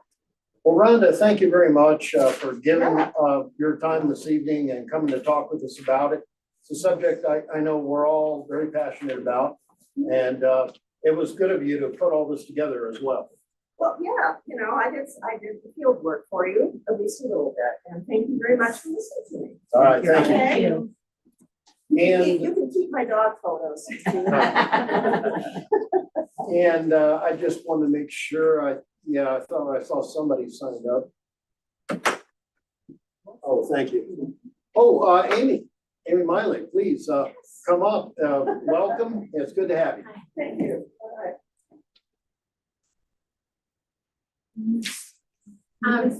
Yeah. Amy Miley, 1901 Wall Street. So I'm here again about the utility bills. I didn't get this cycle of water bill for our personal residence, which has been like an ongoing issue since we bought our house back in August. We haven't been receiving water bills. We had some guy come out in March and say that our meter wasn't even turned on until March. So Wonder did some investigating. It looks like there was a toggle that on the billing software that was preventing us from getting bills. So we do have a bill now, and hopefully we'll get one next cycle as well. But the problem is our bill it's large. It's very big. We're not going to be able to pay it in 1 lump sum. So I did ask that you enter into a payment agreement, and for any late fees to be waived, which there is a water and sewer payment agreement form. However, I feel really reluctant to sign this form because it puts the onus onto the customer, to the resident, and there's no way to amend this. And so I'm just asking for consideration for addendum on this payment plan, just so we're clear, the city's clear, and I'm clear that this was not due to our delinquency. It is a fillable form. So you can go into the PDF and fill it out, but there's not enough space to fill out the actual reason why we were late. And then there's also a paragraph that says that the city and customer agree that the city has previously given the customer all required notices and payment for such water and sewer service. And I don't feel comfortable signing that, especially when this is a document that is like, you know, at the very bottom, it says, you know, the customer or this agreement does not affect the city's rights to assert a lien against the property for any unpaid water. Like, I don't feel comfortable signing a document that I don't 100% agree with. So all I'm asking is for like an addendum to this payment and maybe removal or notice that we really haven't received all required notices. How can we make this happen sooner rather than later? This is an ongoing. This seems like a really easy fix to just change the document to make it. It's not an easy fix. Actually, there's a pretty massive equity question here that needs to be addressed, and this may be something that requires a work session to look at. I think we could potentially pause late fees here, but this isn't a simple issue necessarily, even though it sounds like it. We've held this forum now for years. It's been what we required everybody to do. I think that we need to be careful about.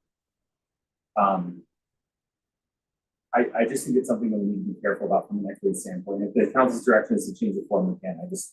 I guess my question is, they didn't get a bill, so why would they get late fees? Well, here's the situation. I'm not gonna argue with the facts that Ms. Smiley presented, but she was given information about her bill several times when we did it. She was given a printout from Wonder, and it's been available online this entire time. And so I think that there definitely is something to be said here, because when you sign up for express bill pay, you have the option when you do that to say you do not want to receive a bill. And I think that might have been what happened inadvertently. And so I think that there is definitely a case to forgive those late fees for specifically and to do this payment plan. But I'm not sure that the city can necessarily waive our rights to put a lien on the property if there is unpaid bill. That's something that's important. And I think that one of the words that I don't want to, again, put words in Ms. Smiley's mouth, but the word delinquent on there, and that's something that maybe requires a little bit of thought about how we just make this, maybe the form needs to be updated, but I felt uncomfortable from a staff perspective of just taking it off for one piece. All right, Jonathan, thank you. Amy, thank you very much. Amy. Do we have any other comment online or anything? Okay, all right, just checking before I move on to our public hearing. Next up, we are going to have a public hearing for temporary modification. This is a public hearing before Idaho Springs Liquor Licensing Authority on an application for a temporary modification of premises for the existing license at Yards Tap House LLC, DBA Yards Tap House located at 2731 Colorado Boulevard. The city council serves as the local liquor licensing authority. This is a public hearing. Witnesses will be sworn in before offering testimony. While strict rules of evidence do not apply to this hearing, I do have the authority as the chair of this hearing to limit testimony or evidence that is relevant, repetitive, or cumulative. The order of the public hearing will be as follows. The deputy city clerk presents her reports and findings. Chief of police and any other city staff may present their recommendations. The applicant may present evidence and testimony. Any party in interest may present evidence and testimony, and under state and local law, a party in interest includes an adult resident of the city, an owner of a business, manager of a business located in the city, a representative of a school located within 500 feet of the licensed location, and a representative of an organized neighborhood group within the city. The applicant may then present any rebuttal evidence in response to any other testimony given. Throughout this process, the authority may ask questions. After all the evidence and testimony has been received, I will close the public hearing and the authority will then begin its deliberations and will make a decision by motion and a roll call vote. I'm opening the hearing. It's now 7:18 p.m. And we will open this hearing on a temporary modification for the yard staff house located at 2731 Colorado Boulevard. I invite Deputy City Clerk to give her presentation to the authority. Linda, welcome. Thank you. Good evening, Mayor and Council. You have my staff report in front of you. This is a request for a temporary modification of premise for Yard's Tap House to conduct occasional weekend cornhole games in the parking lot. I have received no complaints or concerns on this said business. The application was put into the Crooked Current on April 25th and was posted on the premises on May 3rd. And that's all I have. All right. Thank you. Do we have anything further from staff on this? All right. And is the applicant here? Oh, please come on up.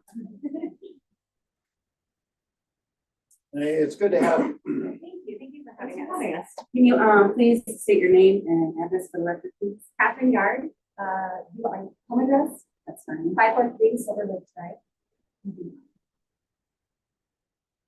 Susan Yard, 477 East Mountain Ave.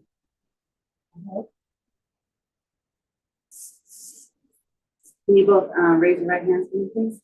You swear that the testimony you're about to give is the truth, the whole truth, and nothing but the truth. Excellent, thank you.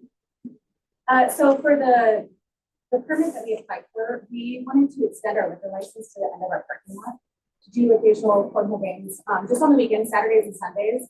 Close down the parking lot, set up barriers, put up proper signage, and occasionally have like a food truck back there, maybe have a farmer's market on the weekends, on Sundays, just to add something anymore. But we want to utilize that space. We have plenty of parking at the barbecue, we have parking on the street and stuff. So there's only about 8 spots back there, and 5 spots back there. So that's basically what we would do. It would be, shut down after dark, nothing late, no parking. Just a beer garden on weekends, essentially. So. All right. I want to thank you. I would like to ask, before you take your seat, if council has any questions. That sounds fun. All right. Well, thank you very much. Thank you. I have a question for staff. Yeah. So this is a temporary permit. Do they have to reapply next year then, or? No, so this temporary permit, there is a list of weekends that the yards have supplied, and that would go through the end of use or October maybe or something this year. So it's just this year. So If they through wanted to do September. it again, they would need to get a temporary modification. So It's not- next year or whenever Yeah. they'd have to reapply? Correct. Paul? Also a question, and it's at myself and the staff, mostly John. Since we require parking to be set aside from any of these businesses, this is one of those rare businesses that actually does have off-street parking. And it's required as part of the business. Where does that put us in the future for other places that may want to shut down their parking lots, when they're required to have parking for guests and staff? Dylan, I might be wrong, but I believe that the code says that parking can be within 600 feet of the principal use. Is that correct? Or Yeah, that was correct. so I think in this case, as Katie noted, they've got the restaurant across the street, and so that could be utilized as long as they have some sort of valid agreement that says it. And I think we would want to make sure it's not at competing times when both facilities are open. But that would be planning and zoning. When we look at a review of this, there's always a planning and zoning review on a building license or a agreement that Dylan would look at that time and just make sure there wasn't a problem. Thank you. Chief, I noticed you had no objection. No, they mentioned proper signage. That would be the only issue, just making sure that there's no alcohol, on the point signage, so that we don't have alcohol going across across Colorado Boulevard or the property. That would be my only. Would they be able to have alcohol by the cornhole?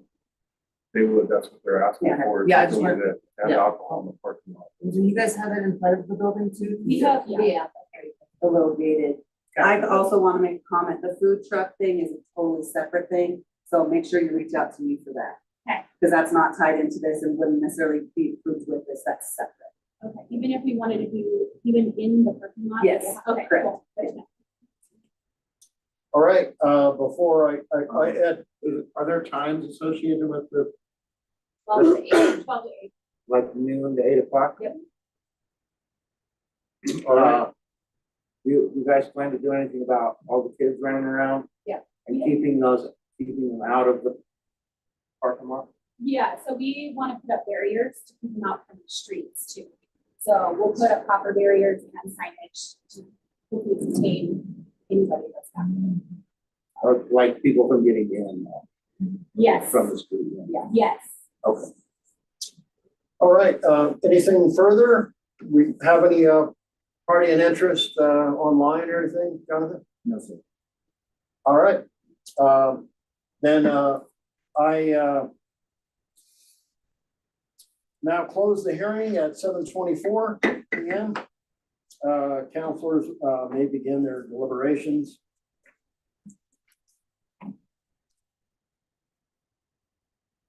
These guys are a business in good standing. So far, their second spot seems like it's been very popular. I'm all for it. And cornhole is exploding. What are we gonna do?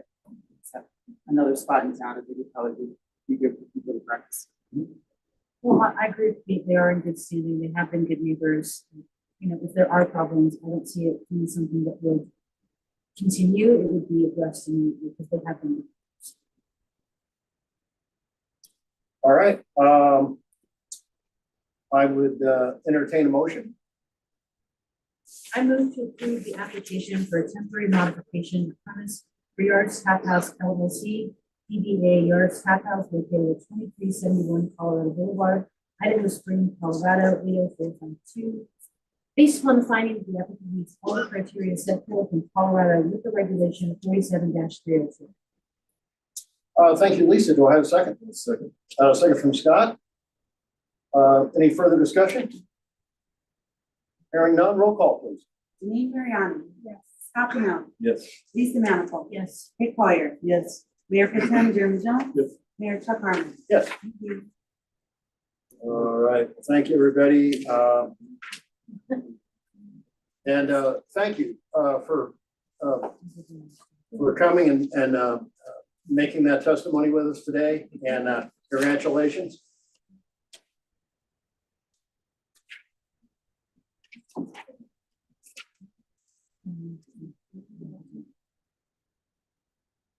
All right, do we have our, we don't have our finance officer with us tonight?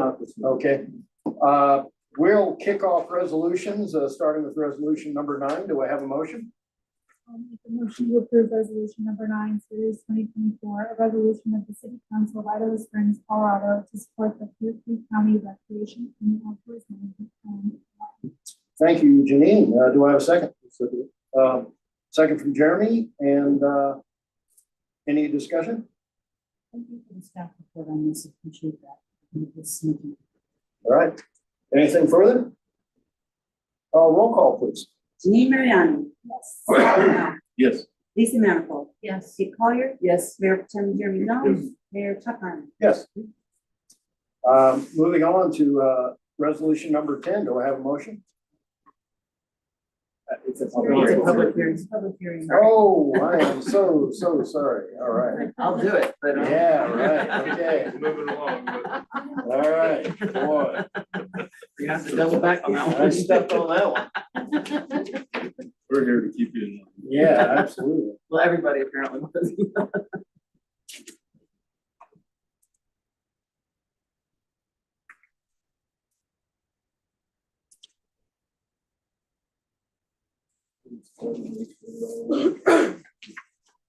Yeah, I wish.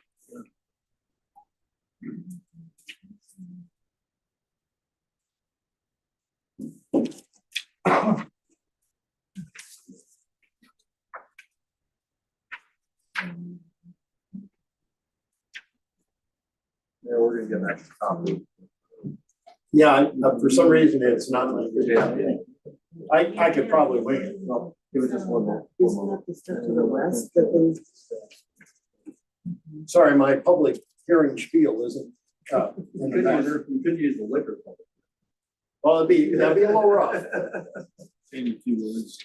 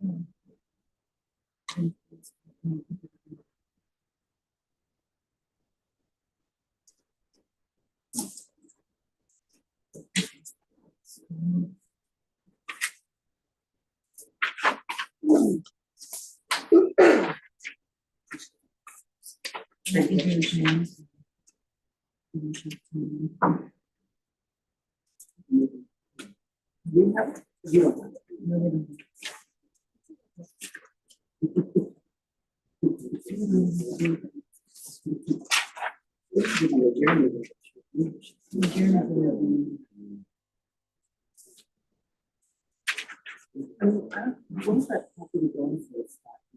That's right next to me, for the most part. I mean, that wouldn't be the worst place for that. It's either parking lot. Oh, thank you. Can't do anything with it, Sure. because I don't know what to do. Yeah, That it's a dog park. it is. All right, thank you. I now have the official spiel. And this hearing is going to come to order at 7:31. And this is a public hearing before City Council of Idaho Springs to take testimony on the adoption of resolution number 10, series 2024. The order of the hearing will be as follows. We will have a staff comment, then public comment. The hearing is now declared open at 7:31, and we're going to hear from the applicant. Should there be comments from the public, the applicant will have the ability to have a rebuttal. And I would like to invite staff with their comments first. Dylan, welcome. Sure, hello everyone. I'll share my screen. I know no one will really be able to see it in the room, but just in case anyone watching, which currently there's not.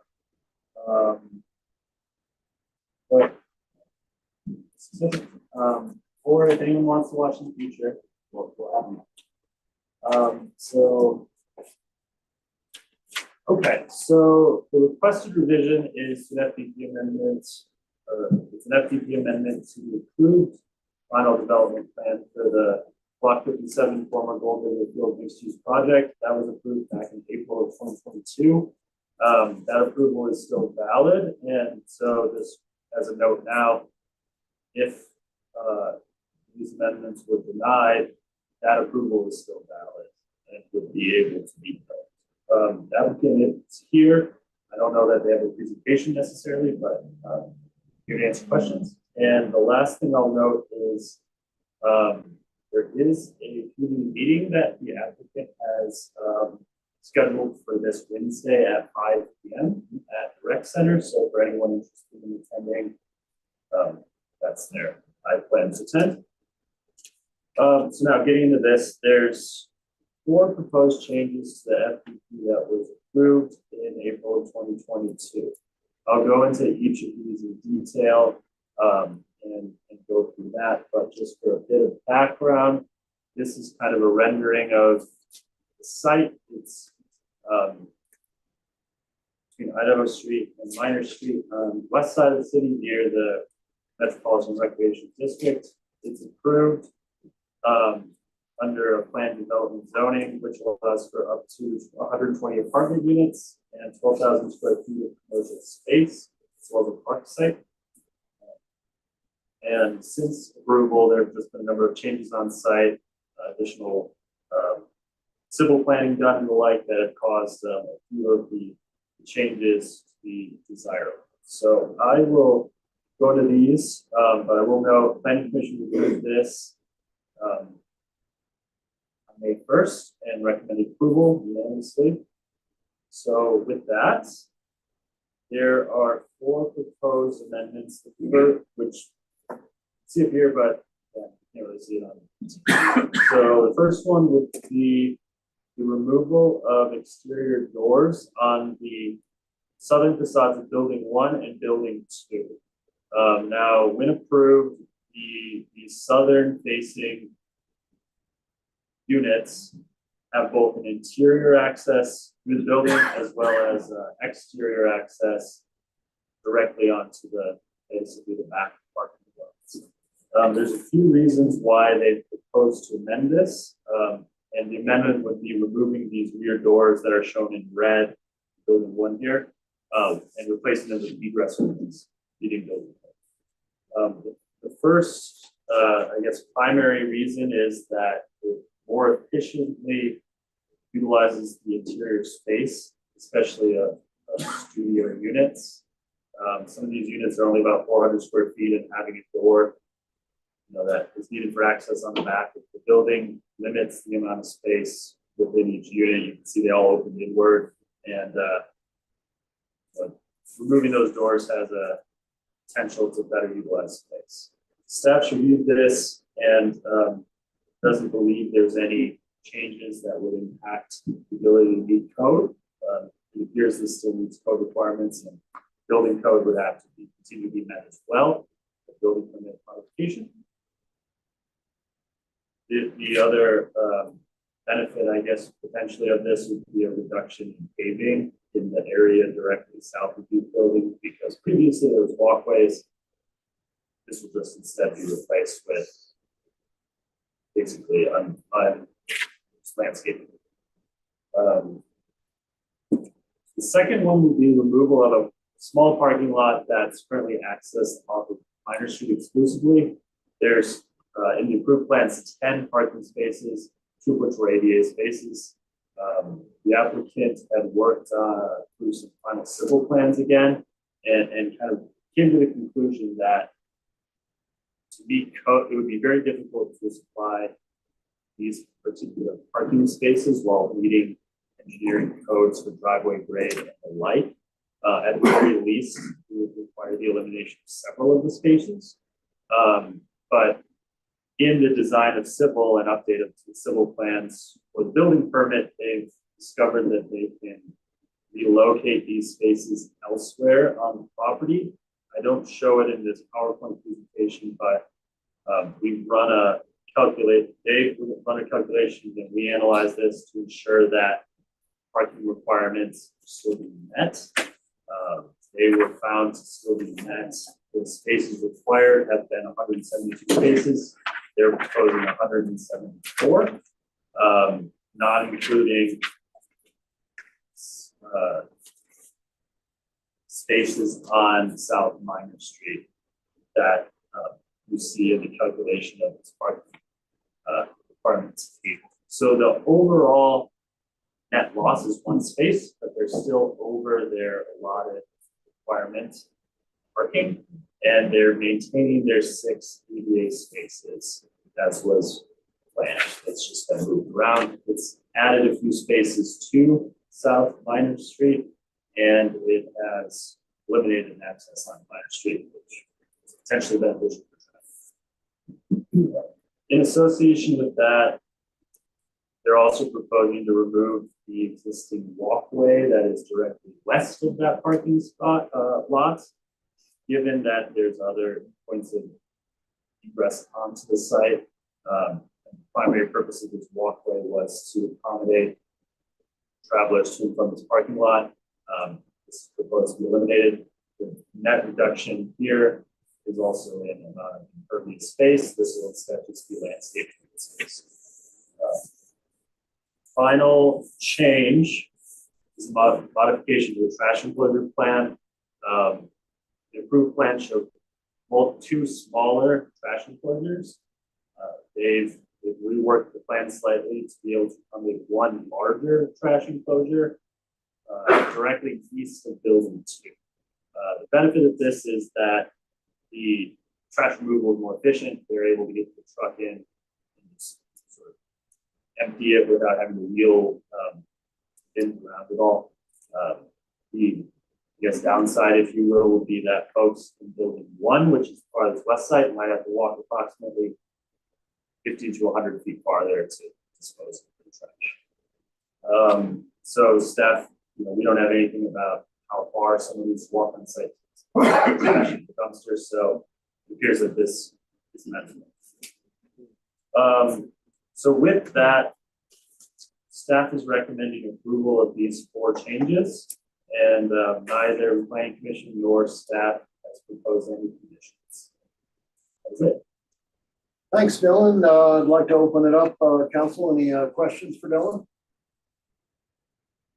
All right, Dylan, thank you. We may call upon you a little later. I would call upon the applicants. You're welcome to come up if the applicant has anything to add.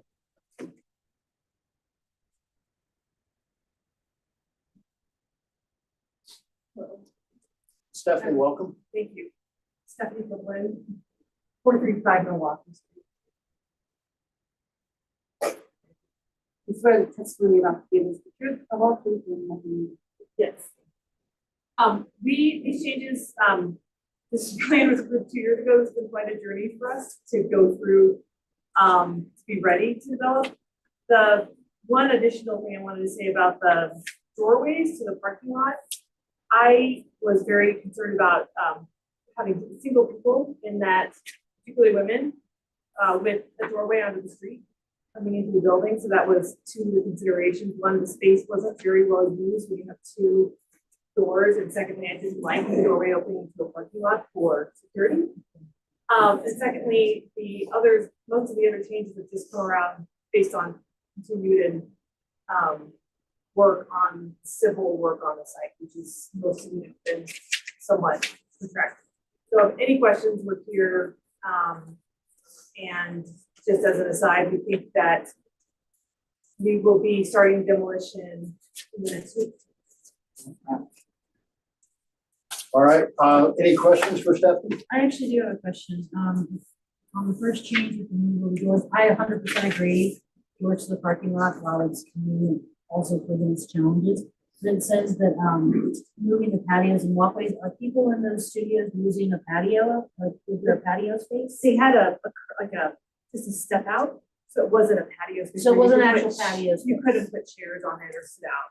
And we also thought that you would never want to because of I think it's only about 4 square feet or something. of a curve. Okay, yeah, so that's not very big. Yeah. Okay. It's a good- Yeah. All right, anything further? Stephanie, thank you. Thank you. I'd like to know, do we have any public comment? All right. May I make a late addition to public comment? I did not sign up. Chris, I'd like to hear what you have to say. Thank you, Council. Oh, excuse me. So as you know, I have to take off. Can you please state your name and address? Chris Cokerville, 1023 Mike. You swear the testimony you're about to give is the truth, the whole truth, and nothing but the truth? I do, thank you. Many of you know where I live. It's directly adjacent to the football field. I would just ask that this council do their very best to protect this area of town. Now we're talking about changing up the parking space. We already have 174 spaces for 191 units. So are 20 people that live in there just not going to buy? And if the apartments are 2, 3, and 4 bedrooms, does that mean in a 4-bedroom, only one person is going to have a car? Now I'm hearing parking on South Minor Street. You guys know this. There's no parking there now. So I take it, 4 Points is going to widen Minor Street to allow for that parking. Because it's not there now. So my concerns are shared by, I believe, my neighbors. And that is, once this thing is done, you can't go back and say, change it. Once it's done, it's done. You know? So the responsibility I feel of this council is to meticulously research this plan and realize that there are going to be some serious problems in this area. And I'll address those on Wednesday as well. But I would ask this council, please do your due diligence. Do your due diligence. Like I said, once it's approved, you can't go back. And it ain't gonna work for parking. You know, now you're changing the sidewalk, you're getting rid of the sidewalk. Where are these people gonna walk? I mean, just think, with 191 units, how many people are we talking about being? And we've got 174 spaces. That's a lot of people that ain't driving. So I appreciate your time. Chris, thank you. As promised, applicant has time for rebuttal. If you want to address the number of units or what have you. We don't have 190. We have 2 minutes. 190. I apologize for that. That's okay. And we're not taking away any sidewalks. Stephanie wants to. Oh, sorry. Thank you. There's 119 units, not 191. We're not taking away any sidewalks for the development plan that we were provided for adding sidewalks, and we've deeded back to the city very significant part of our land to create the widening of Minor Street, which we're happy to go through and show you on the plans when we have the meeting on Wednesday. So I hope that clarifies, I think, the concerns, but those are the facts. So, Stephanie, I don't know if you can address this or Dylan's question. How does a building code come up with the parking per unit type of calculation? How do they do that? Well, so there's sort of thoughts. Thank you, Stephanie. Thank you. So there's 2 parking requirements that we have.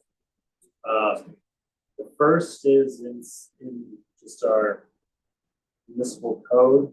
We have a required parking per number of bedrooms. So for example, and then the second bit is their approved plan development zoning also established specific amounts of parking per unit type.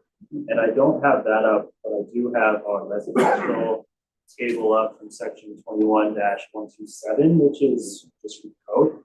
And it's very similar. Essentially, per studio unit, you're required 1.25 spaces, 1 bedroom, 2 bedroom, 1.5, 2 or 3 bedrooms of under 900 square feet is 1.75, and 3 bedrooms and 4 bedrooms require 2.5 spaces per unit. So I'd be asking more in the line. I understand we have codes and tables and all that, but when you calculate bedrooms, you're calculating youth in there. Youth do not drive, right?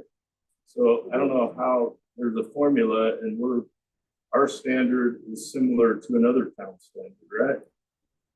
That I don't know. This has been in place for well before I was here, certainly. I don't know the background on it, but it was approved. The other thing that was included in the original approval back in April of 2022 was was like a traffic study.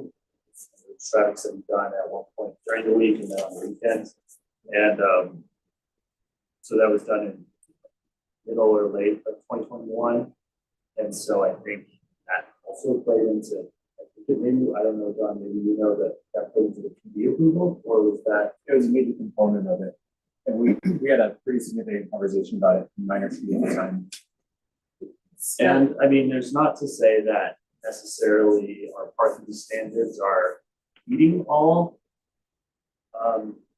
necessary parking at this time, but they've been in place for well before this was approved. Yes. And so it may be worth just generally citywide reviewing some of those standards. There's a lot of commercial uses that I think have kind of substandard parking requirements. But yeah, that's how it, dating back, this is what we've used for quite a while. All right, any further questions for Dylan? I do, actually. Oh, and I was here when we talked about this in 2022, but I'm just looking for more of a refresher. So when you look at this picture here, is this part right along the top of it, where they're showing the sidewalk and the spaces? Is that part of what has been handed back to the city so that those spaces in that sidewalk are available? Yeah, that's correct. And there is also a portion of the current right of way that historically has been bleachers and retaining wall and things like that. And so part of the project will be expanding that to create more of a standard width of the roadway in order to accommodate sidewalks on each side, street parking, and two standard widths. There's portions now that the drive lane is less than 20 feet all told, and the standard is about 40 to 45 feet. I could probably, I don't have the right pulled up. But no, that's okay. My other question would be, and I can't remember, I live over there, but I don't always drive over there. Is there parking from like, say, 9th to 11th? Is there parking on both sides of Minor right now? I don't feel like there is there? No. Yes, from 9th to 11th there is. Does it mean just about one? half of the block on 9th Avenue, it doesn't. 10th to 11th it is. 10th, 11th, so 9th to 10th, that there's no parking on the south side. North side, only a portion of it has parking available. because there's really, if there's like my recollection of it is that it's really only one really only one car can be traveling, given all of the parking right now. So Right, this does increase that lane width. This project does increase. so they would that. actually be able to have two Yes. plus parking on both Yes. sides, all the way down. And I'm asking because I just don't remember. Essentially to the end of the development. You know, beyond that, as we get closer to like past 8, I don't know that much improvements beyond that, but yeah, through kind of that frontage of Minor Street is where this essentially required improvements. It's part of the original plan. All right, anything further? Okay, thank you. All right, Dylan, thank you very much. And since we have no further comments from the public, staff, or the applicant, I will close the hearing at 7:52. And I'm going to ask council for discussion. And So what we're guaranteeing then that people will have parking on both sides of the line. I don't think that's what this modification is. No, that's just my, like, I'm thinking about the question that the citizen brought up. Like, there will be, because the street will be wider, there will be able to be parking on both sides of Minor, which is not necessarily what we have now. Right, so within the development plan, the widening of Minor Street, the parking on both sides is historically not been a fact. So really what they're asking for here is that if, I mean, probably rightly so, is remove that parking lot that came off essentially changing building number 2 in the homes to the east. Because I wasn't sure how they were gonna actually get the fit when they laid it out to begin with. So it gets rid of that, gets rid of the sidewalk along with that, which is now not necessary. But it would actually add probably 2 to 3 spots to Minor Street to live in. So actually they're adding to Minor Street. Well, so that there's a net loss of just one space, which puts it down to 176. And that's when with them changing the configuration of the lower parking lot, moving the dumpsters to add. To take parking from up here and relocate it within the parking. All right, anything further? Do I have a motion? I'll make a motion to approve resolution number 10, series 2024, resolution approving an amendment to the final development plan for block 57, former Gold Digger Field subdivision for the mixed use project. Thank you, Jeremy. Do I have a second? Second from Janine. And any further discussion? Hearing none, roll call, please. Janine Mariani. Yes. Scott Pennell. Yes. Lisa Manifold. Yes. Kate Collier. Yes. Mayor Pro Tem Jeremy Jones. Yes. Mayor Chuck Harmon. Yes. And before we move on to the next item, just a housekeeping note. I use a little mayoral discretion because normally I do not entertain the idea of folks having a public comment without signing up for the public comment. But in all fairness, Chris had been here with us since before we even started the work session at 5:30. And I felt that council would benefit from his testimony. So anyways, yes, Jonathan. Mayor Sean Madden, who did have public comment earlier in the meeting, wasn't online, but he is now. Just because you're talking about it, I thought I might see if there was any room for more discussion. Yes, I would like to hear what he has to say. Sean, welcome. I'm going to promote him right now. Sean, if you can hear us, you can either join the meeting or you're able to speak.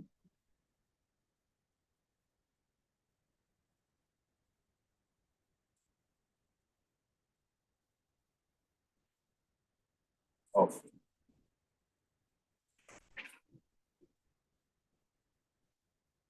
You may not hear us.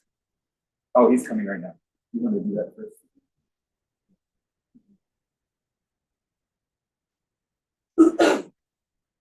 Sean, just one moment. Mr. Madden is not commenting.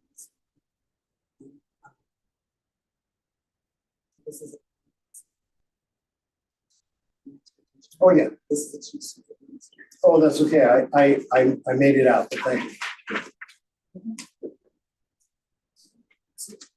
I think we have to vote on that last motion before we can take this comment. Hey. I didn't. Yeah. Just vote on it. Did I say hi? Okay. I'm back. Sorry. Thank you. Yeah, we did. All right. All right, Sean, are you with us? He's not up. Oh, Sean, it looks like you're muted. He wasn't for the hearing, he was in the regular meeting, so you guys might want to finish the hearing and then, okay. Yeah, so we're done with the public hearing, but I would like to go back to public comment just because he was not with us. He's here, but it looks like he's having a problem with this. Sean, I'm gonna send you a thing to unmute it, it might help.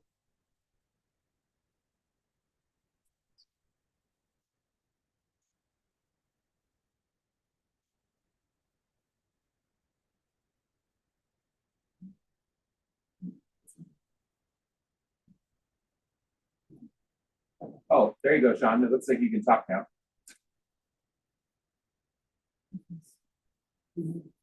Hello, Sean, can you hear us?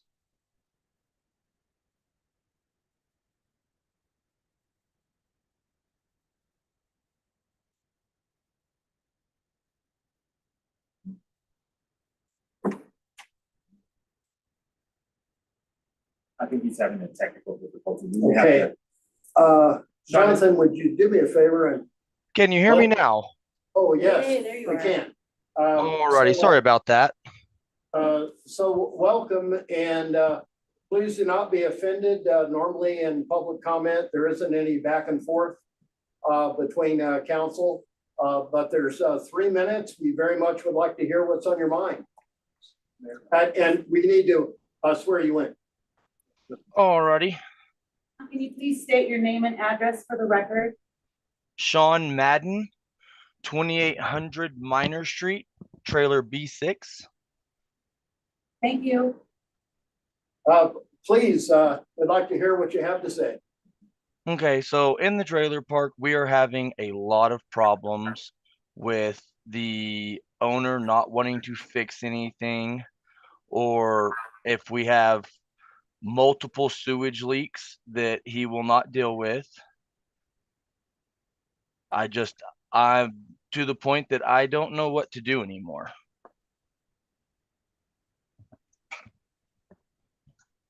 That's about it. Like, I don't know what to do anymore. I've been talking to Mayor Hammond about it and trying to figure stuff out.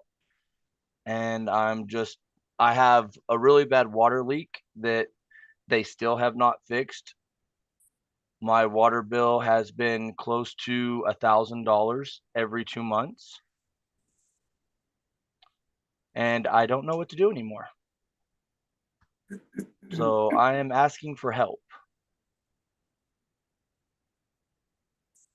Sean, thank you. And I will just say that the city is working on this. Probably as some council members know, we have less levers at our disposal with mobile homes as opposed to site-built homes. We exercise more control. However, we do have some tools at our disposal. And I just want you to know we are working with other county agencies to try to bring this to a successful resolution. Alrighty, I would greatly appreciate that. I'm afraid I can't say more at this time, but thank you for being with us tonight. Absolutely. Thank you all. All right. I appreciate you bearing with me while we had that one additional public comment. And it's kind of a public hearing night because we don't have any first reading or ordinance second reading, but I am going to have another public hearing for ordinance number 13, series 2024, an ordinance annexing to the city of Idaho Springs approximately 100 acres of property within section 25, township 3 south, range 73 west of the 6th principal meridian in Clear Creek County, Colorado, known as portions of Interstate Highway 70, I-70. Hearing is open at, I'm sorry, I should tell you the order of this hearing is going to be staff comment, public comment if we do have any. And I will declare the hearing open at 8:01. And we will hear comments from applicant if there is any. And I would like to open it up with staff comment. I think Dylan, welcome again. Thanks, everyone. We're giving you a workout tonight. All right, so I'll just, for anyone who's online or for the future, I'll share the screen again. So anyway, the proposal is to annex approximately 100 acres of currently of what is I-70 right of way. There's two real reasons to do this. The first is for law enforcement. Chief brought this to us quite a while ago now, just to ensure that we have clear jurisdiction and things like that. I can't, in law enforcement, so I can't speak to 100% all of the good reasons why it is good for law enforcement, but that is one reason. And the second is that it will slightly expand the width, or I guess the limits of our city westward. So you can see here that there is in fact a little bit of I-70 right of way currently annexed. It's that dark gray. But each of that west of that is not annexed, and so this would annex the rest of it through city limits. So with all that said, there is also a bit of Stanley Road. You can see right there at the bottom left, that would be annexed as part of it. It's about somewhere around a half mile of westward expansion. And as part of this, city would agree to take over maintenance of that portion of Stanley Road. So, Planning Commission reviewed this a while back and recommended approval. And with that, I'll go through the criteria. The first is compliance with master plan and comprehensive plans. Staff believes it is compliant. It improves public health and safety. It also potentially allows support to annexations in the future that could allow potentially additional development opportunities, perhaps not, but it does create that possibility. It also is in compliance with our 3-mile plan for a number of reasons. This is an area that potentially could have infrastructure, could support further annexations, which our 3-mile plan contemplates, and as we talked about, we're likely to update that. Looking through some of the other elements, staff doesn't believe that it has any major impacts on housing types, habitable area, city development, or infrastructure requirements, other than a slight increase in potential plowing west of exit 289. And we're not recommending that this be zoned, given that it's currently unzoned highway. All of the rest of our street system is unzoned. And so there's not any plans to change current uses on site. It will still be I-75. So with that, staff and the planning commission both recommended approval and it had no conditions. All right, thank you. I'd like to open it up. Any questions for Dylan? Do adjacent properties, will they automatically be allowed to annex into the property or to the city?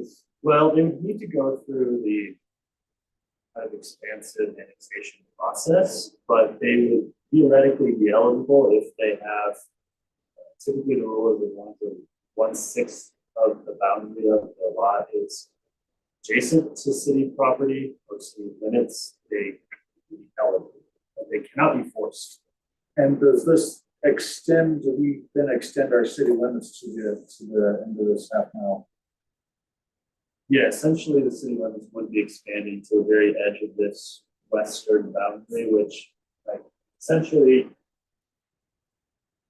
I got you. is 239 exit. And so it would extend, I measured it today to reconfirm and it is about 2,000 to 3,000 feet.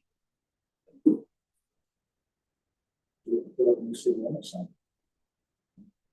All right, I already have one I spoke. Yeah, move it down the road.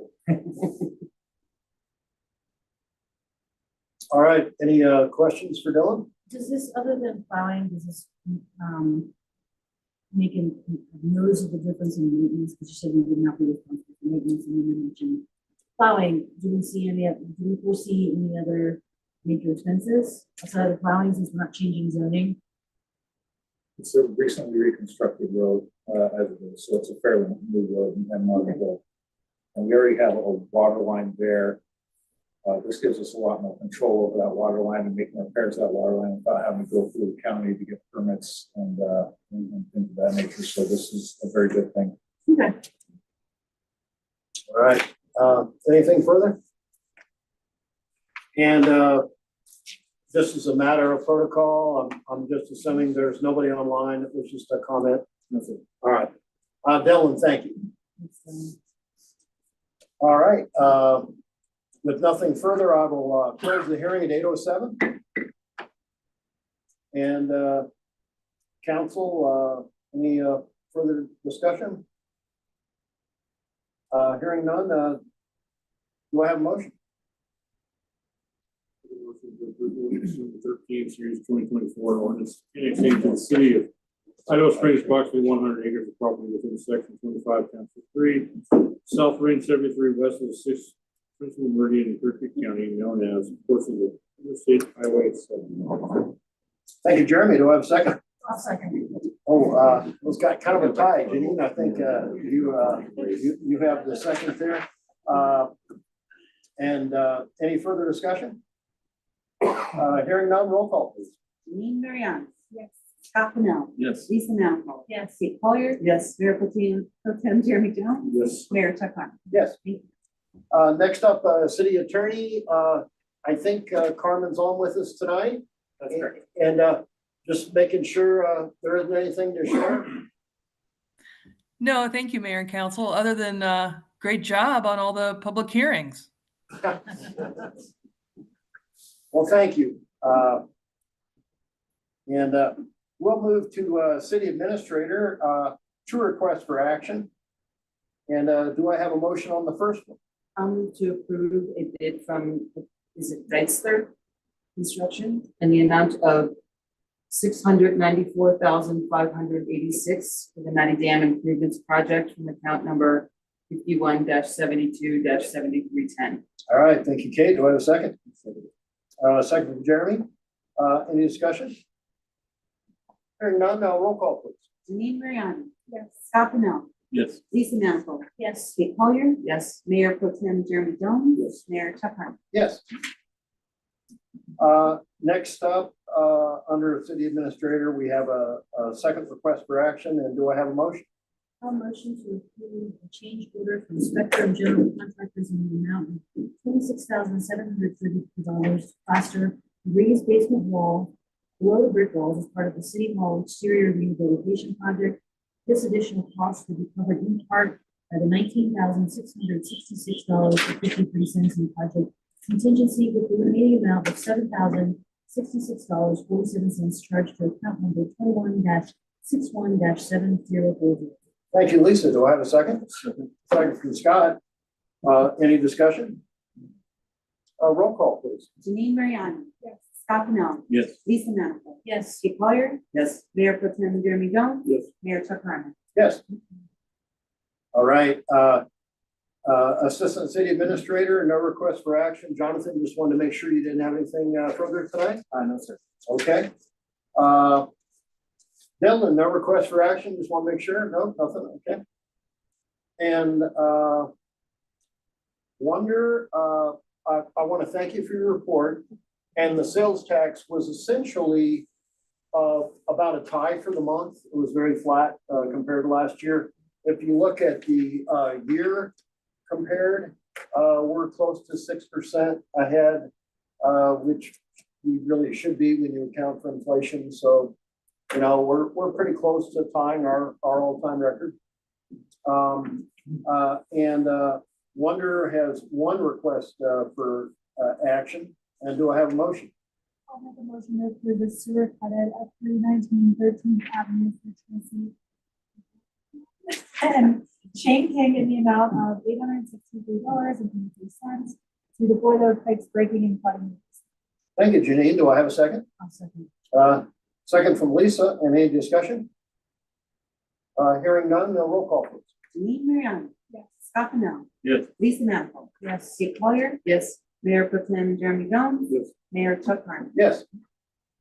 And Wonder, before we move on, just want to make sure you didn't have anything further tonight? No, just that we're gonna be closed On on Monday. Memorial Day, so the next meeting is on a Tuesday. That is a good point. Thank you very much, because normally we don't have Tuesday meetings.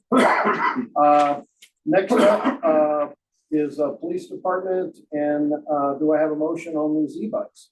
Make a motion to approve two police patrol e-bikes and innocent public safety in the amount of $11,341 from line item 21-00-6026. Jeremy, thank you. And do I have a second? Second from Scott. Any discussion? Hearing none, roll call, please. Janine Mariani. Yes. Scott Pennell. Yes. Lisa Manifold. Yes. Kate Collier. Yes. Mayor Pro Tem Jeremy Jones. Yes. Mayor Chuck Harmon. Yes. Chief, before we move on, just want to make sure there wasn't anything further tonight. Nothing to add, Mayor. Okay, thank you. Public Works, Paul, thank you. Appreciate the report. Nothing further today? No, sir, thank you. Okay, and Ed, thank you for your report. Just want to make sure you didn't have anything further. That would be all. Okay, Thank you. and under mayor and council, I just want to comment quickly on the retreat that we had. You know, when you look at the history of those retreats, we have had really quite a success story. A lot of very good ideas are not just discussed, but we actually act on them. They're things that we can reasonably do.